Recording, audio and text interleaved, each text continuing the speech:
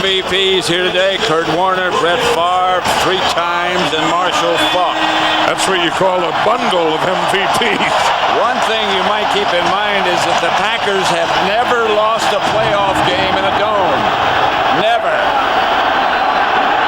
At the 6 is Rossum, and he's got a little alley. Whoa, that was close to being shot out of there like a bullet. Let's look at that Green Bay offense. Clifton, Wall, Flanagan, Rivera, and Tauscher. A good young offensive line. Schrader, Freeman wide, Green, Henderson, and Bubba Franks the tight end.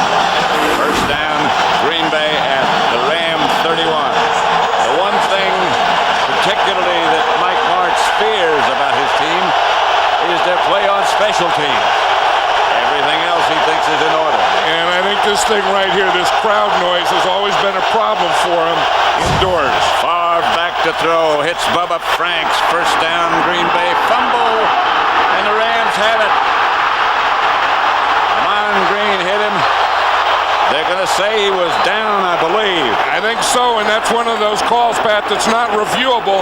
The official right there is pointing to the ground. And then when he points to the ground, that means that he's down by contact. Adam Archuleta comes in, make the first hit, and then you see Aeneas Williams in there second, and Tommy Polley, and the ball bounces out. But when the official rules down by contact, that is not a reviewable play. Jeff Triplett is the referee. First down, Packers. Not a fumble. Fake to Green. Favre going to work. Another first down to Bradford. And let's have a look at the St. Louis defense. Favre out firing. Wistrom, Skanina, Brian Young, and Chidi Hanatu up front. Ollie Fletcher and Don Davis, the linebackers. In the secondary, McLean, Herring, Archuleta, and Aeneas Williams. 3 wide receivers this time for Green Bay. Favre out of the shotgun. Amon Green doesn't make it back to the line of scrimmage. Closed on by Wistrom. You know, that's the thing about Grant Wistrom. I've always thought he's one of the better defensive ends in the league. And if you're going to run away from him, you have to block him. There are some defensive ends that you can run away from and not block. Grant Wistrom is not one of those guys. And the Packers offense is 6th in the NFL. The Rams defense is 3rd. What a job Lovie Smith has done with this Rams defense. The Packers do not usually start fast. It takes them a while to get going, but this is Amon Green, and he is tripped up in the backfield. That is Wistrom again. Yeah, he's made 2 big plays. One when they ran away from him, coming from behind, and this one here, he's going to get penetration. Watch Grant Wistrom there. He takes an inside move, and then they're going to try and lead block on him, but he gets down on that lead block and makes a tackle. Watch him take the inside right there. The back Henderson comes to block him, and he gets into Amon Green before he can ever get started. Grant Wistrom and Amon Green played together at Nebraska. Dorsey Levens is behind Favre in that Green Bay short gun. And Favre is taken down by Tyoka Jackson. And the Packers will have to punt. You're talking about the Rams defense. Tyoka Jackson is number 97. He's a guy who comes and plays an inside tackle on the pass rush. And you see that they ran a stunt. One tackle went to the left. Now watch, Jackson is going to come from the outside. You see him come all the way around on that stunt and get to Brett Favre right there. Josh Bidwell back to punt to Dre Bly. Bidwell hangs it, and it'll hang at the 10. A nudge block first, but the Packer coverage is good. Herbert Goodman, the first man down. Not a bad start, not great certainly for Green Bay.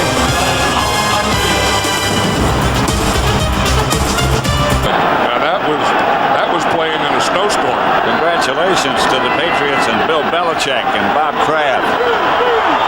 Tough one for the Raiders. Yeah. That was a tough way to lose.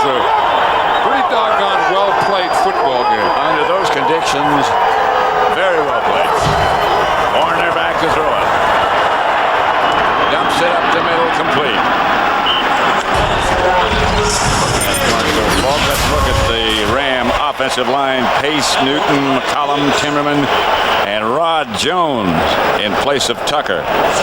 Holt, Marshall Faulk, Hodgins, Conwell, and Isaac Bruce. Kurt Warner, the leader. And you can see that little attachment. Yeah, right down there. Right. Let me see if I can get it right down there. That bottom part, right there. That's the extra part to protect his vocal cords. 4 wide receivers. And Warner quickly incomplete. Torrey Hope to target. Packer defense. Bonnie Holiday, Santana Dotson, slim down Gilbert Brown, and Cledius Hunt. Wayne Harris and Diggs, the linebackers. Tyrone Williams and Mike McKenzie, the corners. Sharper and Billy Jenkins, who started last week and played well against the 49ers. And we can see we're talking about the Packers using 7 defensive backs. They're in that alignment now. Allen Rosson is a middle linebacker. That's Isaac Bruce to the 40 and more, and a flag. There was a late flag too, Pat. Someone piled on there at the end, but it was interesting. The Packers trying to get that matchup, 7 defensive backs. Allen Rossom ends up as a middle linebacker, and he blitzed on that play. Kurt Warner had never seen that before. I know that because they hadn't used it before. Nobody has ever seen it. No, he read it perfectly, though.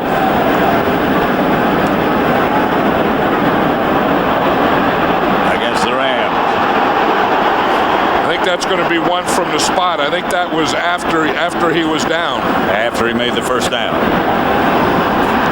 course, we do have a triplet game today. And what might that mean? Personal foul, number 60. Offense in continuing action. Rod Jones. 15 yards, still third down. Arrived a little late. Well, he's saying it was continuing action, that the ball wasn't down yet. There's Rossum's number 20 coming on the blitz. Kurt Warner reads it perfectly. And you can see right here at the end of the play, Rod Jones is number 60. You see, he makes the hit. Now, I don't know that was continuing action. I think that was after the play. So it's third down. See, here it is right there. There's Rod Jones starting at right tackle. And they say that he made that hit after. But it was after, then it wasn't continuing action. So the Rams take a timeout.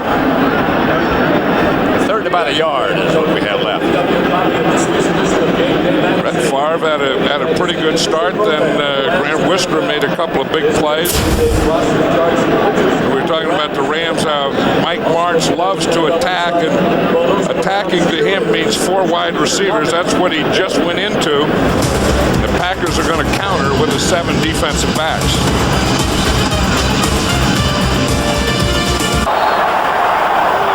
Back in St. Louis. The Packers nothing. The Rams nothing. The Rams first possession. It's 3rd and 2. And Gilbert Brown's in, so the Packers are expecting to run here.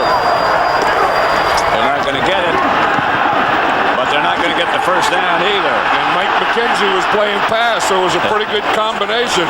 If you ran, you had big Gilbert Brown in the middle, and then out here you have Mike McKenzie. You watch and see, they start on the inside move. Torrey Holt starts to go in the inside. Mike McKenzie goes in the inside with him, and then back to the outside. Here's big Gilbert Brown. He's in there to play the run. Now, if they don't run, he is going to give you a strong, I'm talking about a strong push up the middle. Not a big pass rusher. In fact, last week against the 49ers, I think he got his first sack since 1997. He did. The kick is short. Rossum comes up, lets it bounce, and gets away from it. And it takes a Ram roll. Still for the Rams. It's their home stadium. That's fun when you do that and you're covered a punt. You get to walk down with the ball and stand over like that. You know nothing's going to happen. Nothing in the first.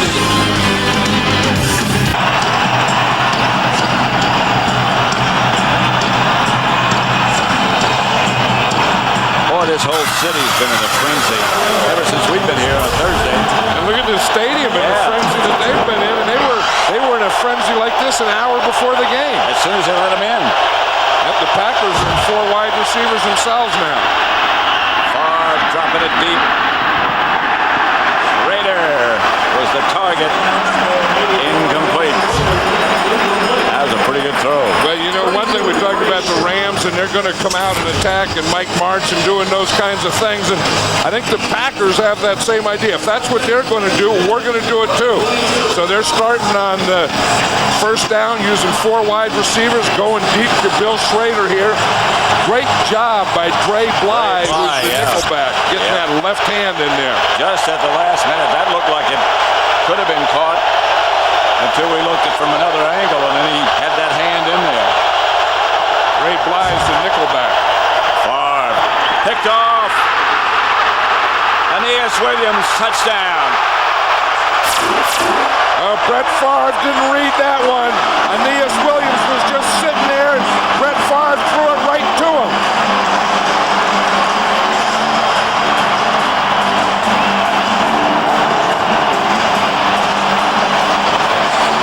He thought, I believe, that Schrader was going to hook up.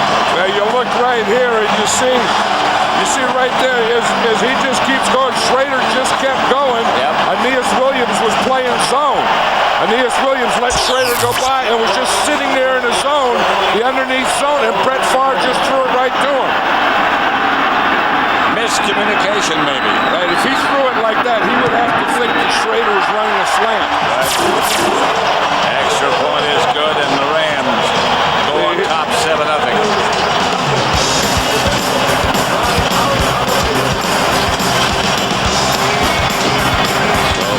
St. Louis draws first blood.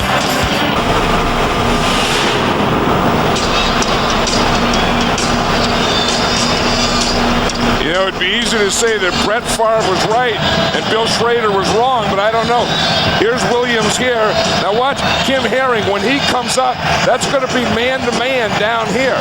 You see, now Bill Schrader keeps going up. And you see when Aeneas Williams stopped, if Brett Favre would have thrown it up, that could have been a touchdown for the Packers. Rossum with the 25. Aeneas Williams, that was his 4th postseason interception, is only his 3rd playoff game. You know, and again, that's one of the big acquisitions in the offseason for the Rams. Is we talk about Lovie Smith came in here as a defensive coordinator. 8 new players for this defense, but Aeneas Williams, I think, is a special new guy that they brought in because he's bringing them something special. I mean, you watch him practice, Pat, and when he intercepts a pass, every time he intercepts a pass, he takes it all the way. He'll run it 80 and 90, 100 yards. Here's Amon Green from behind, slammed down. We ask Aeneas Williams what the Rams need to do to slow down Brett Favre. One of the things you have to be extremely disciplined, and you have to catch the ball when you have opportunities, because he's going to throw it. He's extremely confident, confident with good reason, because I believe he can make any throw on the field. So when we have opportunities as a secondary linebackers, anyone around the ball, we have to make the catch. And I think if we do that, we'll have some success. When you're disciplined, do you gamble? I think he took a gamble, and it worked. And the pass is complete. And the other thing he says that Brett Favre is going to throw you some. Yep. And when he does throw it to you, you have to catch it. And when you do catch it, you have to make a play out of it. And Aeneas Williams did all those things. Antonio Freeman with that last reception from Favre.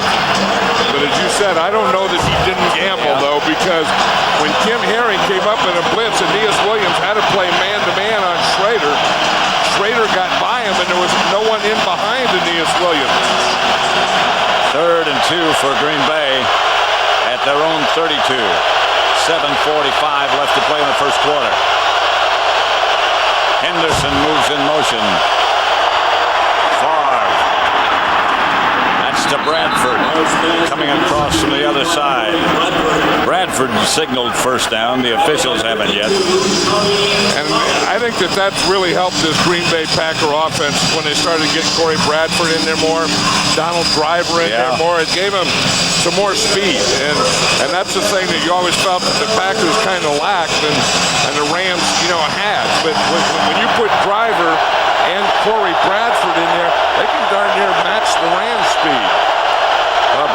said last night one thing about him, they can both haul tail. Although he's a little stronger than that. That's Freeman. He moves it up to about the 45. Well, when you're going to throw an up or a deep pattern, you want a guy that could haul tail. And then if you're going to throw these kind of things, these possession-type passes, you want the big guy like Antonio Freeman that'll use his body, find a spot for you in the middle of the zone, show you his numbers. Those are all the things that Antonio Freeman has been doing for a long time. Second and about a yard. Packers at their own 45 now. Pitch back to Amon Green. Patiently waits, and I don't think he got enough. The thing is, look at all those rams around the tackle. That's the biggest thing that they do. I mean, that's the thing that Lovie Smith and Bill Kohler brought in, is these guys really pursue and gang tackle. I mean, they have good speed, but watch all these blue jerseys getting to the ball. I mean, they just have, you have someone outside, you have someone inside, you have someone at the point, and they just all get there at the same time. They come after you. Look at the job they've done and the improvement this season from last season. Again, a new coordinator, a new defensive line coach, 8 new defensive starters. Green. He's got a first down, I think. Fumble. The ball bounced back inside, inbounds, and Green makes the stop. He was out of bounds, but the ball wasn't, I don't think. That's the thing with Amon Green. They always said, you know, he holds the ball in his left hand all the time.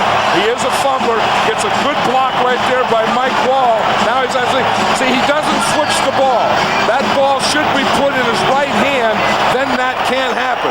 He has a bad right wrist and one finger is bad, so he keeps the ball in his left hand, which now is his inside hand. Most backs will switch it to their outside so that the ball, if that were to happen, that ball would have gone out of bounds. That's Ken Herring who made the hit that knocked it loose. Right, but because it's in his inside hand, then you can get that fumble.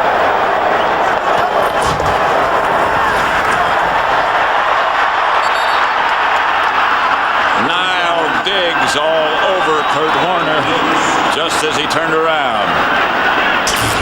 Niall Diggs is going to come from the outside. You see him right here, and he's looking. He's coming on a blitz. The tight end blocks down. The tackle blocks down. No one blocks Niall Diggs. And you see what Cledius Hunt did? Niall Diggs had him hanging up there, and Cledius Hunt came in and finished him out. Second and 19. This is about the only team in the NFL that doesn't mind second and 19. See, and the Packers are in their 7 defensive back. They call that dollar. Here's Warner. It hit Santana Dotson. Santana Dotson thought he had a touchdown. Didn't he? He juggled it a minute. That's the thing that they try and do. Those defensive linemen, if you don't get to the quarterback, then you want to get your hands up or get your body in his passing lanes. And that's exactly what Santana Dotson did on that play. So it's third and 19. Like one of the guys was saying, you know, one thing he can't do, he can't throw through bodies. I think that's true. Well, Brett Favre may be able to throw through bodies. I think he might have penetrated a couple. Intercepted by the Packers, Darren Sharper. Don't celebrate too much. You're down 7-0. It's a big game, but Sharper plays this very well. You see, because he has help deep, he's going to play underneath. You see, he's playing in a little trail position because he has help over the top. He can do that. He can play underneath, and that underneath or trail position right there will also put you in interception position. As intended for Isaac Bruce, but the Packers take over at their own 35. 4:44 left in the first, 7-0 St. Louis. And that wasn't a sharp read by Kurt Warner anywhere. Quick count. Corey Bradford, and Favre got it out there to him. Great lie. Just made the save. Yeah, I think the defense is still moving around. Watch them. They're not ready. Brett Favre comes up on a quick count. Yep. He didn't even take a 3-step drop. You see him? There's no one out there at Corey Bradford. Flipped it. Yeah, Trey Bly finally got out there. That's the thing that Brett Favre gives you. If you get someone out there and you don't put a defender He's going to just take the ball, throw it out to him right now. That was very nearly a touchdown. Here's Donald Driver around the corner. Driver out of bounds. I think there's greatest show on earth for the Rams. I think kind of upset the Packers a little, and they're trying to show them, you want greatest show on earth, you want greatest show on turf, we'll show you something. If you don't cover, our guys get you. And they got Grant Wistrom on that time. I was talking earlier about how Wistrom will chase, how he will chase and catch when the ball goes away. Watch Corey Bradford. Anytime you're going to make a play on a reverse, a wide receiver has to make the block, or someone does. That time, Corey Bradford made it. 3 straight weeks they've been successful with that play. But they caught Grant Wistrom chasing. Far. Batted down. Deflected.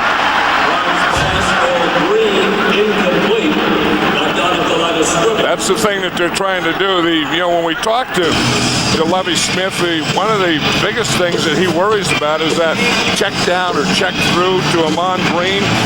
And he says that he wants to get those tackles in that lane because Amon Green on a check through goes about 5 yards, no deeper than 5 yards, and just stands 5 yards behind the line of scrimmage.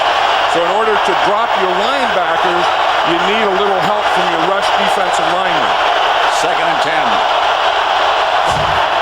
Ram blitz coming. Amon Green gets nothing. Ioka Jackson again. That's always a tough thing when Amon Green runs to his right if he's going to get in traffic because, again, of holding that ball in his left hand. Talked to him last night about it. He said that he's going to start in minicamp. It's not something you can start doing now in the playoffs. He said, but in minicamp, he's going to change and start carrying the ball in his right hand when he goes to the right side. Tyrone Davis now as the Packers are going to go with 2 tight ends. Green Bay has the ball control and St. Louis has the score. On 3rd down, Favre calls a timeout.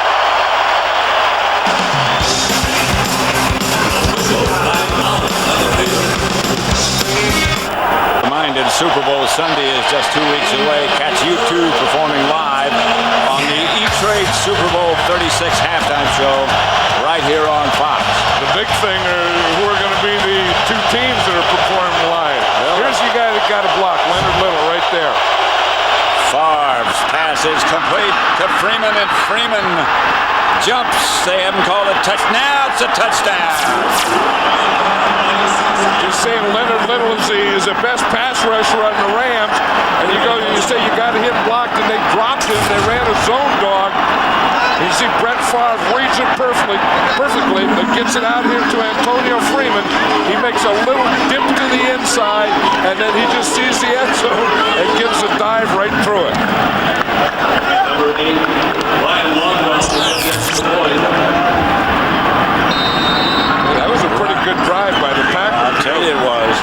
Ryan Longwell for the extra point. And it is good, and in St. Louis, it's 7-7. 2:35 left to play in the first quarter. And the Packers didn't come here to take a nap.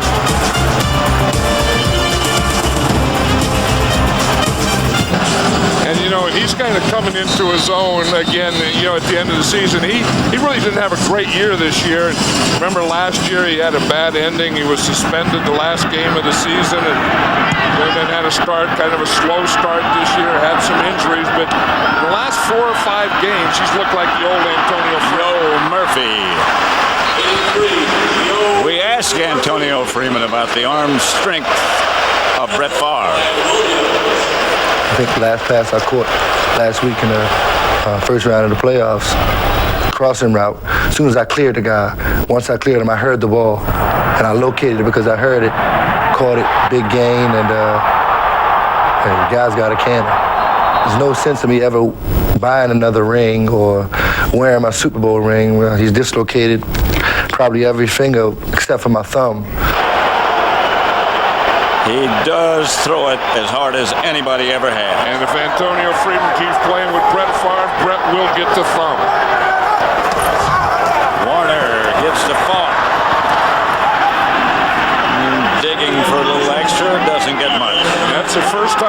Marshall Faulk carried the ball. One of the things I think the Rams try and do is they try and come out attacking, throwing the ball, 4 wide receivers moving it around, and then kind of loosen up a defense before they go to the running and Marshall Faulk. And I don't know that they've loosened up this Packer defense at all yet.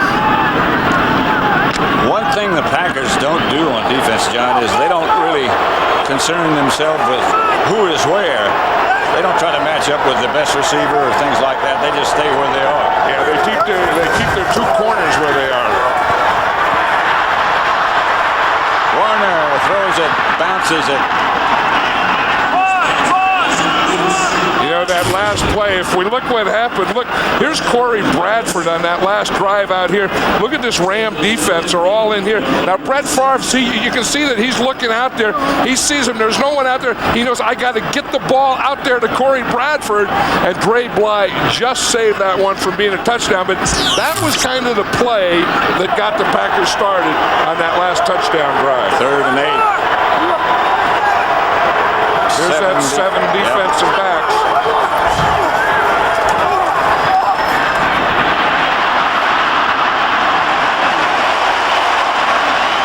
Oz Hakeem came open, and Warner hit him.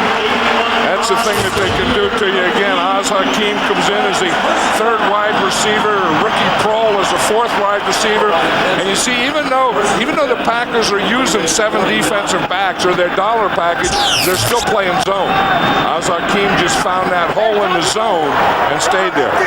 They don't look that comfortable in that 7 defensive backs. Well, they've never used it before. Right. 1st and 10 to Green Bay 49. The handoff is to Marshall Faulk. And I don't know if you're going to get him or not. To the 11. Baju finally brought him down. Yep, and that's the thing to do against the dollar. You just wonder when they're going to catch it, when they're going to see it, and they see that now if you got 7 defensive backs in there, that means that you only have 4 other players, defensive linemen. You have no linebackers. You have smaller guys. We'll get them blocked. We'll make a move on some, and then we'll get a big play in the running game. That's what you do. If they play base defense, when you're the Rams, that's when you want to throw the ball. If they give you nickel, you can run it or throw it. But when they give you 7 defensive backs, you have to run. 1st and 10 to 11. That's Faulk again. To the 4 and out of bounds. This is where the Rams are so explosive. You know, you think of them explosive with the receivers and Kurt Warner throwing the ball, and then you forget that this guy right here lines up here, and he gets a lead and a pull, and he can either run off his pulling guard right there or off his lead of the fullback. That time he chose his pulling guard. That's the end of the 1st quarter. With the score of the Rams 7, the Packers 7. This Fox NFL Divisional Playoff Special from St. Louis will continue after these messages. America's Center in St. Louis, 7-7 tie with the Rams. Have it 2nd and 3 inside the 5 with the Packers. 3 wide receivers out on this side. Touchdown. Torrey Holt.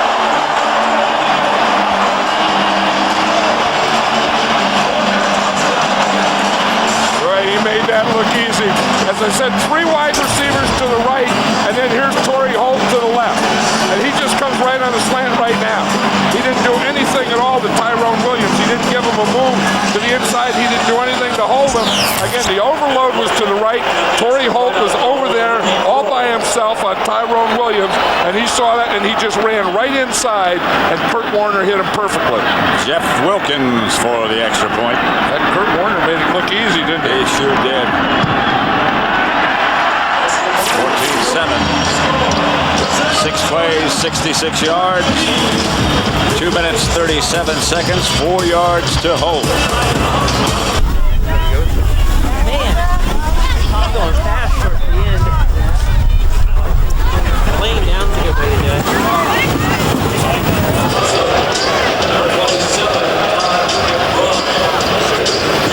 Hard, sticky snow in St. Louis yesterday. And right now their Rams lead 14-7 over Green Bay. Allen Rossum back deep. Jeff Wilkins to kick it off. Rossum will have a chance. Not much of a chance. Bang backwards from the 20, but that's about where they'll mark it. Let's watch that touchdown again. I said there's 3 wide receivers out here to the right. Here's Torrey Holt here, but look how valuable that Marshall Faulk is. By him being here, that holds his safety, and now Torrey Holt can just do this. I mean, Marshall Faulk can give it all to you, but because he's there, you see that safety waiting and look for Marshall Faulk, and that let Torrey Holt just get wide open on that slant on Tyrone Williams. First down, Packers at their own 21. 22 make it. And Favre goes to work. Kellerman Green. About 8. You know, there's Torrey Holt there, Pat. We're watching him in the pregame, and these guys are so fun to watch. I mean, they're fun to watch when they play, and they're fun to watch in their pregame warm-up. I mean, you see that? I mean, he caught that thing one-handed behind backhanded, him. yeah. And then even that pass was a little behind him. Usually Kurt Warner, he hits him right in stride. That one was kind of on his back shoulder. Wasn't that catch in the pregame warm-up? Seconds and short. Come on, Green. First down, Green Bay. Adam Archuleta's in there. That's the rookie strong safety. We talk about, you know, guys that have helped this Ram defense, and Adam Archuleta is one of those guys. This guy right here that's going in now is also one. Talking about Gilbert Brown being the nose tackle for the Green Bay Packers and the run stopper. The guy on that side is Jeff Scanina, who was a run stopper for the Rams. First and 10, Green Bay. Here's far back. Pass is picked off. They did it for Freeman. That's Cam Herring. And Herring heads down the sideline. Herring out of bounds at about the 11. Inside the 10 is where they mark it. Kim Herring. Kim Herring came over from the Ravens in the offseason. This whole season he only had 1 interception. Like Lovie Smith was telling us the other day that he told Kim Herring, you know, Grant Wistrom, a defensive lineman, has twice as many interceptions as you. You better start getting some. And he did right there. He watched Brett Favre all the way. He was just playing center field, just playing in a zone, and he just watched his eyes and got to jump in the ball. 45-yard return to the 4-yard line where they finally knocked him out of bounds. And that's what the Rams defense we're talking about, that Brett Favre will throw you some. When he does, you have to catch him.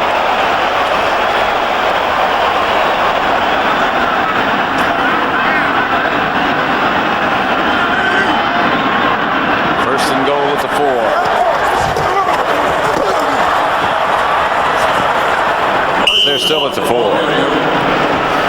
Marshall Faulk. You know, Marshall Faulk is really something special. I mean, they get into that MVP. Who's the MVP? Is it Kurt Warner? Is it Marshall Faulk? Is it Brett Favre? We're just seeing some great players here today. And I don't know. You know, someone asked me in the history of the game. In fact, Ernie Zampese, the passing guru and from the Dallas Cowboys, was here. And we're talking about all-time great players, and wondered if there was ever any back that you would take over Marshall Faulk. Ernie said no. Touchdown, James Hodgins, the fullback. You don't hear that name much when he puts up 6. He's the blocker, and when they get down in close, the Rams usually do that. It'll usually be someone like a Jeff Robinson, the backup tight end, or it'll be someone like James Hodgins. This is what they were practicing the other day. You hardly ever see Hodgins catch a ball or even run a ball, but in practice I saw him hit this about 3 or 4 times on Friday. Jeff Wilkins for the extra point. They get you down there and they get those blockers in there, make you think run, and then they throw to one of their blockers. 21-7. You throw an interception, they'll take care of it. The greatest show on turf. does a lot of things for this football team. And he's a very unselfish player. Yes, he is. We were talking about that with him the other day, because it doesn't make any difference if he gets 5 or 10 or 15 or 30 carries or how many catches. It's about winning and losing. Rossum was at the 5. Flag on the play. A flag on the play. Rossum's gone. Forget about that. But the flag is back at the 30.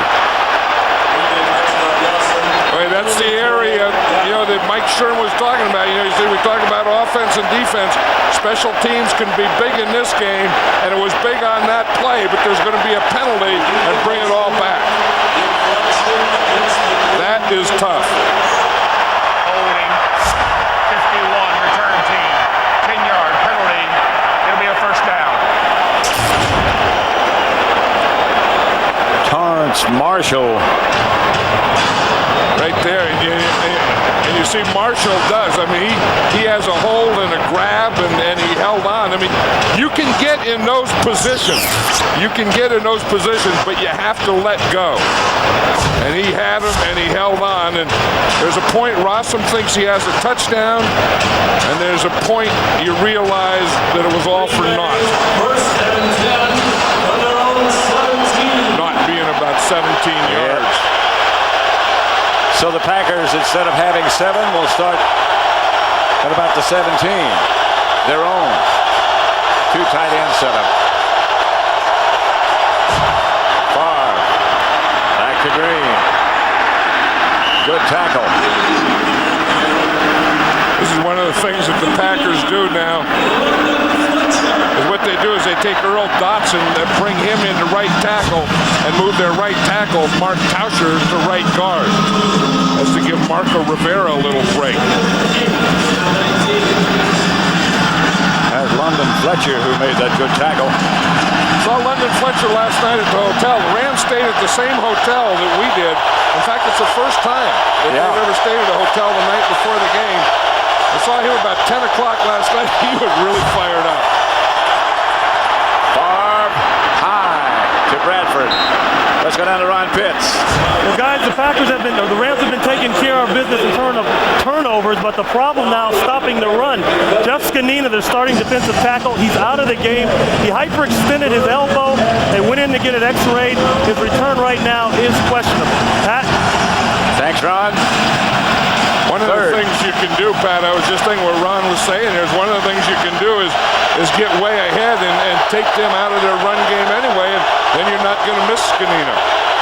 Well, that appears to be nearing what you're talking about is 21-7. They don't have to throw it every down, but almost every down. Screen pass. Dorsey Levens. And Levens will get the Packers a first down. Aeneas Williams brought him down.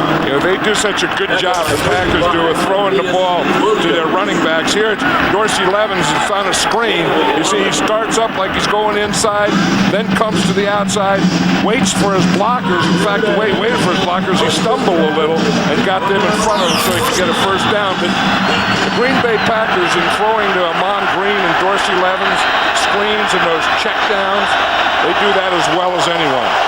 2 tight ends set up this time for Green Bay. Amon Green, not much. The Rams have kept him in check. That's one of the keys to the Packer attack. We just got word that William Henderson, the starting fullback, the only fullback on the Packers roster, injured his left ankle. You can see it right there. They're going to retape it and see how he is. But he's the blocking back. So now now they have to go with Amon Green and Dorsey Levens. See, Dorsey Levens, Amon Green. Dorsey Levens would be the fullback in this situation. The shotgun setup, the fake, and down goes Favre. Got rid of it on the way down. They're saying now they blew the whistle. He threw it with both hands to Amon Green, and he was about to set sail. I think that whistle came a little late, though. He had already lateraled when they whistled it. But that's Brett Favre. You're going to see Little gets there, then Moran gets there, and he throws the ball. And there's not a whistle until later. I don't know.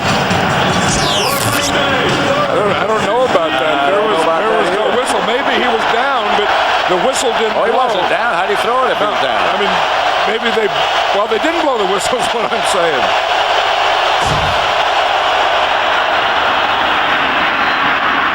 Levens outside the 35, not enough for the first. When you're an official in a Brett Favre game, you have to have a slow whistle. And then when you have a slow whistle and he does something like that, you have to let the play go. Josh Bidwell back. Dre Bly deep for the Rams. It's not Oz Hakeem anymore, is it? That was something in Oz Hakeem. Every time the ball was in the air, every Ram fan's knee started to knock. I think sometimes Oz Hakeem's knee started to knock. That was about 6 weeks ago. Signals fair catch, makes it. The Rams will start to work from their own 18. 8:54 left to play.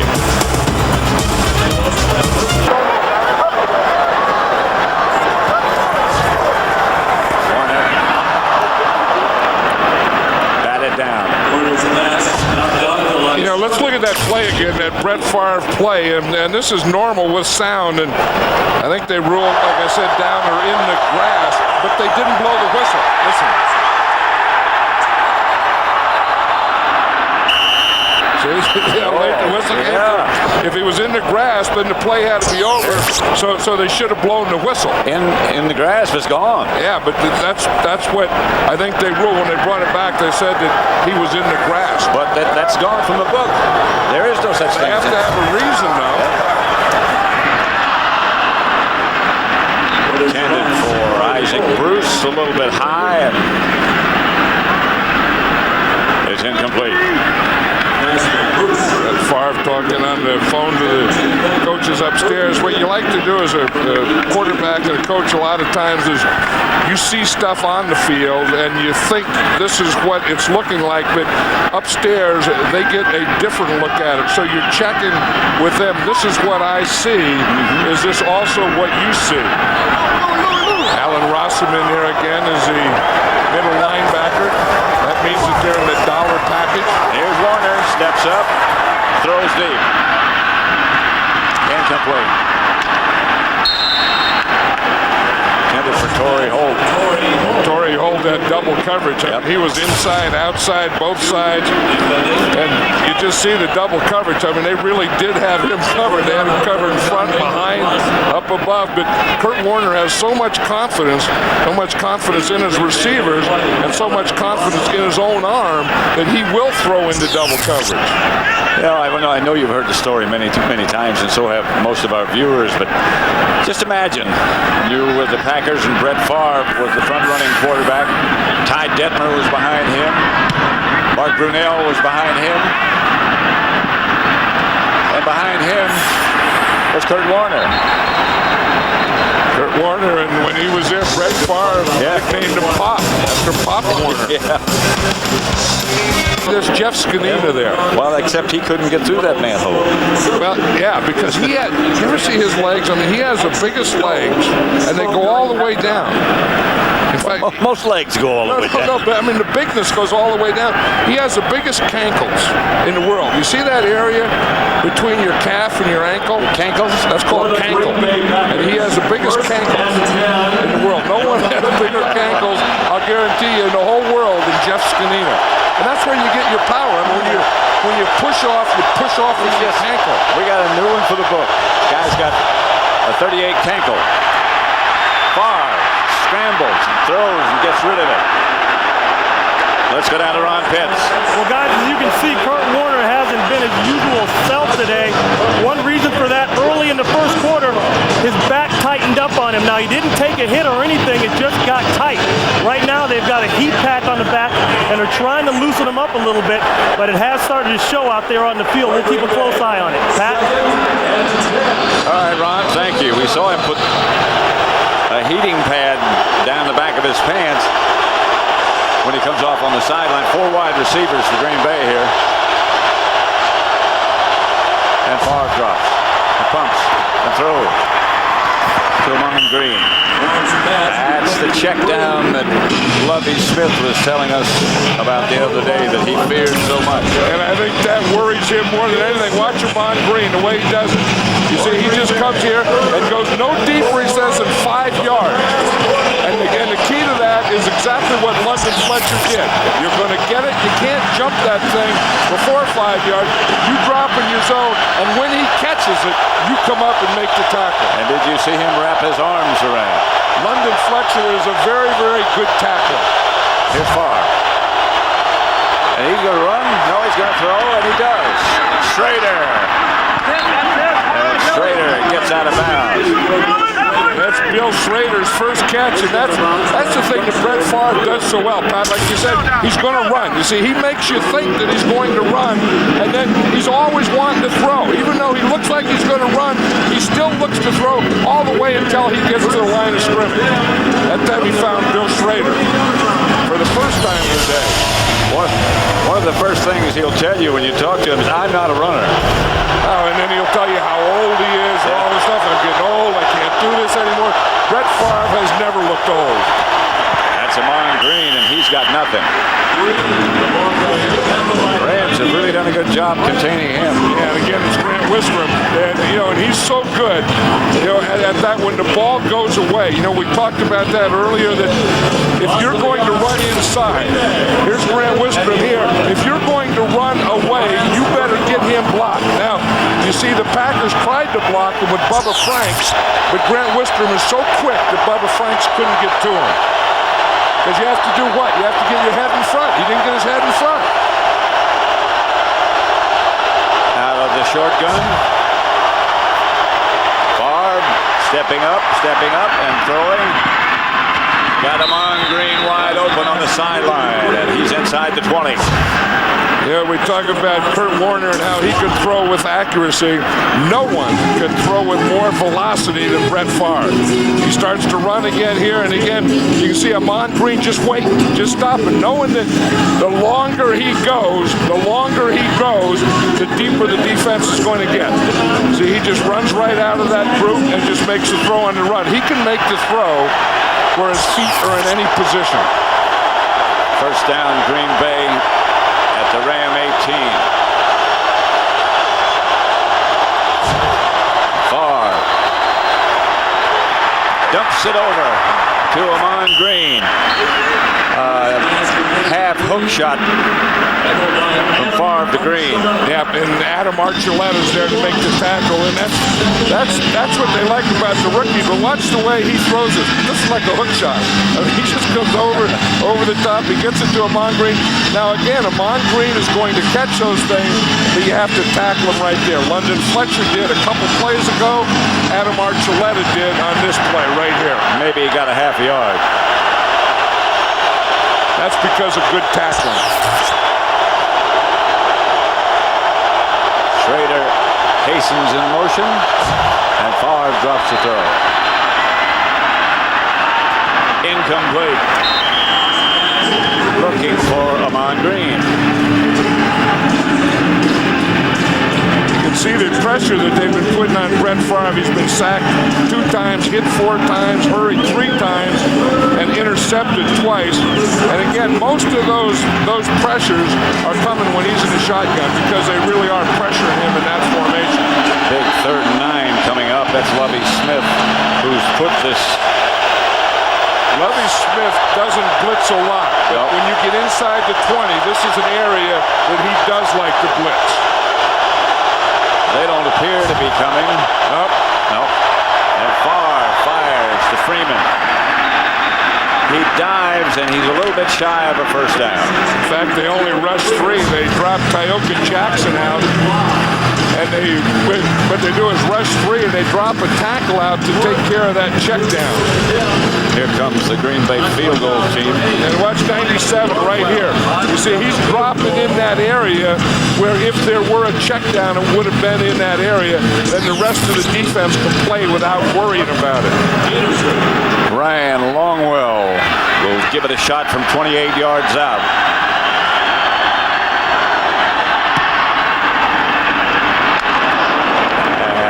It's 21-10 Rams.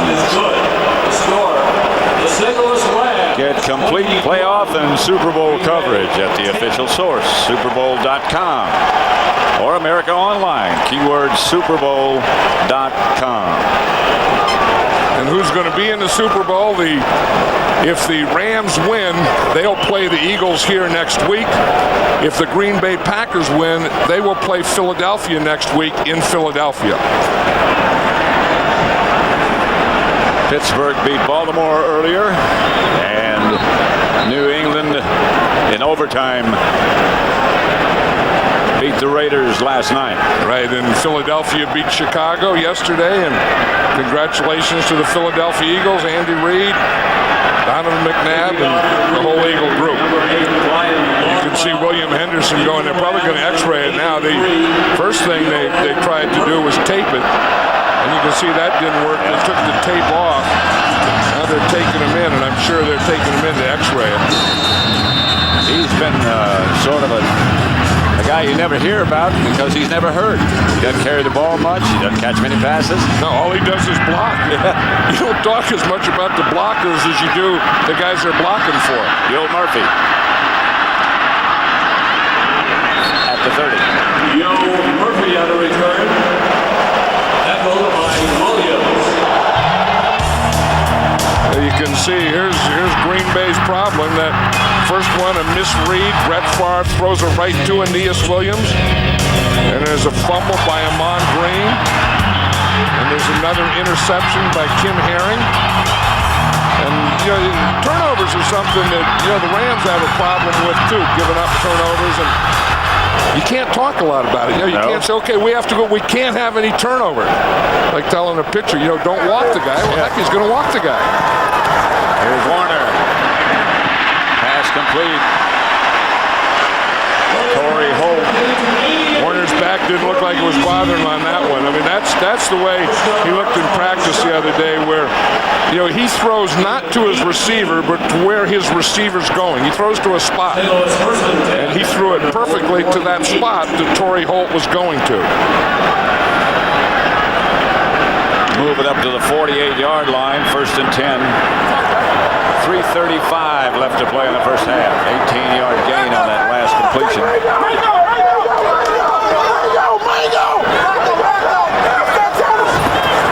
Here's Warner. Looking for someplace to go and fires it caught up the middle by Marshall Faulk. He just got rid of it as the Packers were converging. He took his fullback, James Hodgins, and put him in motion, and he ended up as the outside receiver on the left side, and I think he was trying to throw to him. He looked out, and Hodgins didn't do much. He ran a little 3-yard hook, and I think Kurt Warner waited and said, the heck with him. I'm going to find my 28. He might not have known where he was. Here's Faulk. Yard, maybe.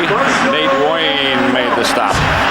Marshall Faulk is fun to watch because he has so much patience, and that's what you have to have.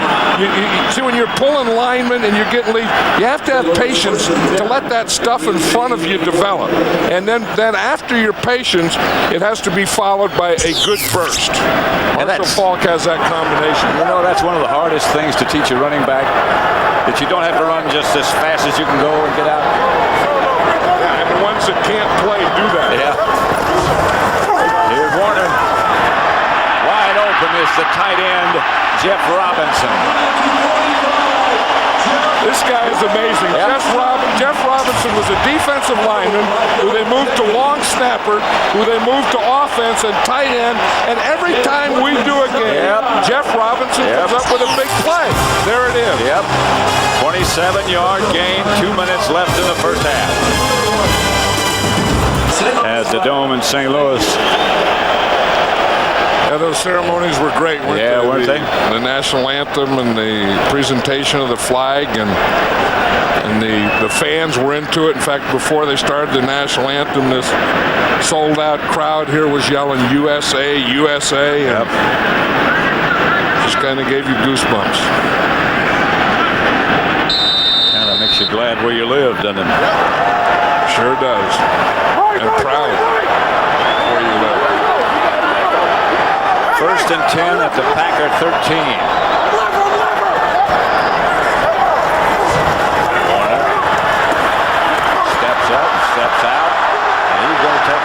slides at the 10. Slides at the 10. And I know what he's saying. You know, the rule is if you slide, you give up and they can't touch you. If you go head first, then they can tackle you. And Warner's saying, I gave up. Why did he still get to hit me after I was down? That's Nate Wayne. Right. Good point by Kurt Warner. Yes, it was. Remember, the officials in the playoffs are not crews that work together. They're all-star crews. Kurt Warner, we know, had the bad throat, the vocal cord problem. Bad back. We saw the bad back. We saw the heating pad on the back. He also has a bad right thumb. Ernie Conwell was right in, lined up in the backfield as they get to Oz Hakeem inside the 5. Hey, that ball comes out of there quickly, doesn't it? I mean, those guys run that slant like Oz Hakeem runs there, and Kurt Warner puts the ball right on him or right now. I think what he did is he got a blitz there, and that was what you call a hot receiver. When you see it coming, Kurt Warner knows there's going to be one free for him, and he better get rid of the ball before that free one gets to him. He seems to know always where that hot read is. Third down. That's Ernie Conwell, the tight end who gets the carry. Only Mike Martz. Who would get down to the goal line, be third and short, and run a reverse to your tight end? He can make a first down without scoring. That's it. Here comes Ernie Conwell right here. Darren Sharper makes a good tackle. Yeah. I mean, from the second of contact, there was a no more forward motion by Ernie Conwell, and that stopped him for that first down, I think. They're going to measure. I think Darren Sharper, I think he stopped him short. Coming up on the Visa halftime report, JB, Terry, Howie, and Chris will have first half analysis, plus highlights of today's other playoff games between the Baltimore Ravens and Pittsburgh Steelers. Also a live two-way with Hugh Douglas of the Philadelphia Eagles. The Fox Sports ticker to keep you up to date with up to the second stats. This is a big thing. Ernie Conwell didn't get that first down. Great tackle by Darren Sharper. But again, you know the Rams, they're going for it here. And you know it's going to be some kind of trick 'em. I don't know that this will be trick 'em. I mean, I think it's going to be the play. When you get down here and your fourth down, it has to be the play you have the most confidence in. In their case, it could be trick 'em. Well, yeah, but it could be a pass to a Jeff Robinson or again to a Hodgins or a lot of movement. They were sending the tight end Jeff Robinson in to block in the middle. And then they were going to run the ball to Marshall Faulk. And now the field goal team comes 62 on. offense. 5-yard penalty remains fourth down. Now that made the decision for Mike Martz, as you say, Pat. That was Adam Timmerman, the right guard. Up to offsides. Now that shouldn't happen. I mean, that shouldn't happen at short yardage goal line, at home. I mean, all those things. There's no way that your guard should be jumping. Well, Timmerman played for both of these teams. Maybe he was a little anxious. And there he is. Well, he was anxious. I mean, there's no doubt about it. You can't say, well, he didn't hear the count. There's no excuse for that.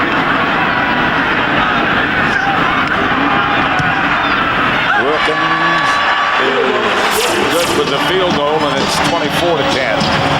I'll tell you, though, maybe that helped Mike Martz on that decision. Maybe he goes for it on fourth down and doesn't get it. Yep. Then you say, well, you should have kicked the field goal. When Adam Timmerman jumped off sides, that took the 5-yard penalty, and then there was no more decision for Mike Martz. Coming up on the Visa halftime report, JB, Terry, Howie, and Chris will have first half analysis, plus highlights of today's other playoff game between the Baltimore Ravens and Pittsburgh Steelers. A live two-way with Hugh Douglas of the Philadelphia Eagles. The Fox Sports ticker will keep you up to date on the stats in all the playoff games. Look at Mike Martz here and Kurt Warner talking about that last series. He's probably saying, where'd that third down call come from, Coach? That reverse to the tight end of the goal line. I told you it was trick 'em. I don't know. I mean, they're too good to have to use trick 'em to a tight end on the goal line when they have so many other weapons. Yeah, but when you talk to Mike Martz, you know you can almost smell the wood burning, because you know he's thinking about something that he forgot about, or something he's going to do in the future, or how to run practice next week or something. You know something's going on. This is Todd McBride.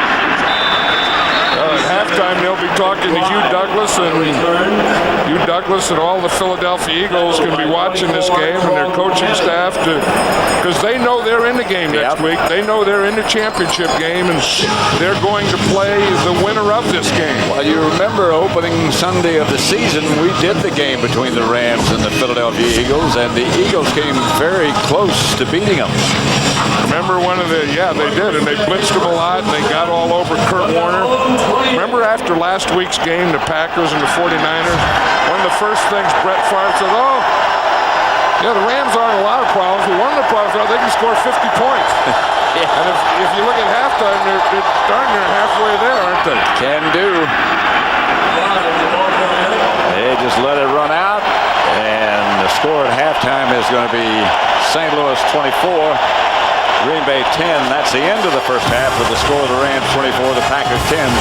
This Fox NFL Divisional Playoff Special will continue from St. Louis after these messages and a word from your local Fox station.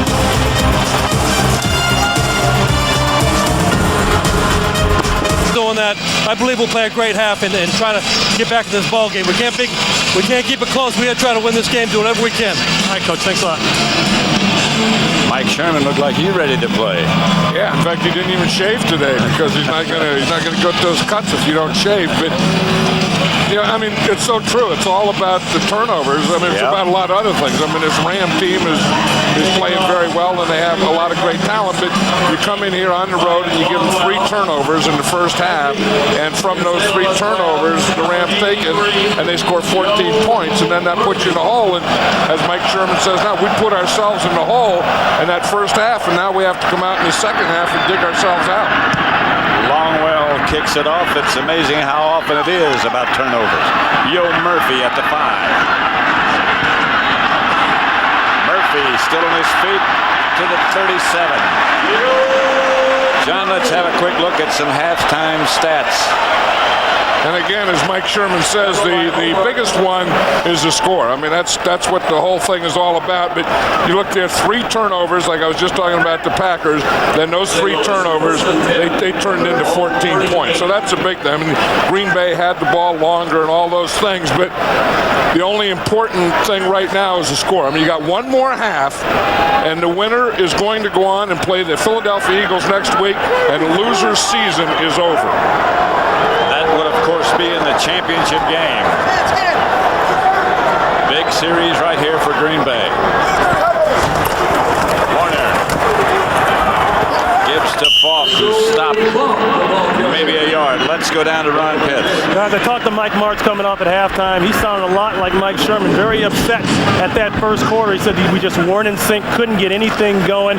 He was happiest about the last drive. He said we're finally in the groove we need to be. He said we got to come out and stop having the mental errors in terms of offensive line protection. He said that's where the breakdown has been coming. That's it, Pat. Back to you. Marshall Faulk. They usually would like to have him touch the ball in the upper 20 times, but that hadn't been the case today. Here's Warner. Incomplete, through behind. Isaac Bruce.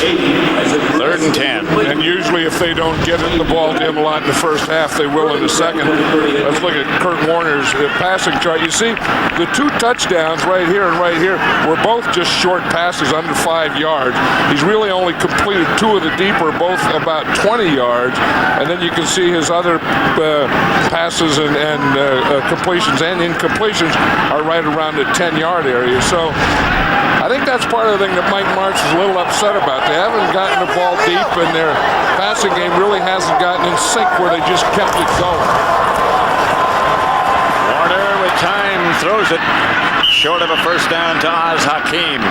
And And the Rams will have to punt. You know, That was part a of big it, defensive series for the Packers. right? That was, and that defense was that dollar package or that 7 defensive backs that we were talking about. And I don't know that the Rams have really figured that out yet. I know that it's something that they didn't expect. They couldn't have expected because the Packers haven't used it before. Todd McBride, he's one of those 7 defensive backs. In fact, he's the nickel or the 5th one that goes in. He got the wind knocked out of him. Usually when you take a knee, it's usually worse than that. I think the wind knocked out of you, just kind of walk off the field, you know, bent over like this. Well, he started that way. I know it. And then I think he probably figured there's something worse, and he took a knee. Yep. Took an up. Then he got up after you take a knee. But you hate to, you know, when you get the wind knocked out of you, you just try and kind of stay up and just get off the field. And I think that's what Todd McBride was trying to do, and then there was something else and he couldn't get off. John Baker back to punt to Allen Rossum, who broke a kickoff for a touchdown, called back by penalty. This is going to be some kind of block. It's a good kick by Baker. Rossum lets it bounce. Out of bounds at near the 20-yard line. In that first half. That's Amon Green. To the 50. Cut down at the 30 by Kim Herring. And that is a way to get him going. You know, we said earlier in the game that when Amon Green runs the ball well, Brett Favre usually throws it well. And this is the start that they need. It's a little lead draw. You see William Henderson make that block there that freed Amon Green through the hole. And now Amon Green can get to the outside and show that he has great speed. That's a heck of a block by Henderson. And what happened is the Rams defense was slanting, and they were slanting to their right, and the play went to the left. And as you said, Henderson made a real good block. A struggle, a wrestle for the ball. I'm not sure who's got it. Well, that's confidence in your arm. The guy that got it was Bubba Franks, Yeah. and Brett Favre threw that in there. I mean, that's a tight hole. I mean, you're talking about throwing in windows and stuff, and you have to throw between linebackers. That's about as tight as you can get. Once Brett Favre throw it, and there's Tommy Polley on one side. There's no room in there. London Fletcher, that is the shortest, tightest window I've ever seen a quarterback get one in. 2nd and 5. Here's Green again. Nothing doing as he leaned into Adam Archuleta. Passing chart for Brett Favre. You see again, he hit this big one. That was a Corey Bradford when the coverage was fouled up. But his again have been, you know, here he had a 15-yarder. We're looking at the yellow ones, the complete ones, but most of them are in this area of, 5 to 10 yards, a shorter passing game. And I think one thing they have to do is start exploiting the Rams defense a little deeper. 3 wide receivers.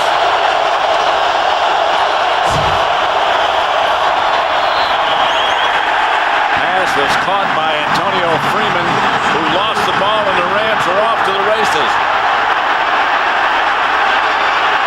That's Aeneas Williams, and if he's not down, that's his 2nd touchdown of the day.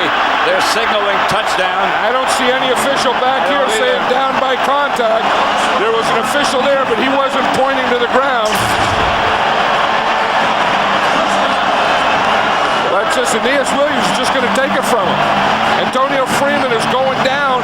As he's going down, Aeneas Williams just takes the ball right out of his hand. But Aeneas Williams is down as a result of contact after he's got the ball. See, he just takes it right there. And then the ball doesn't hit the ground. I don't know that he does get touched after he gets control of it. You see, when he's having the contact yet, he doesn't have possession or control of the ball yet. Green Bay has challenged. And now he has it, and he's long gone.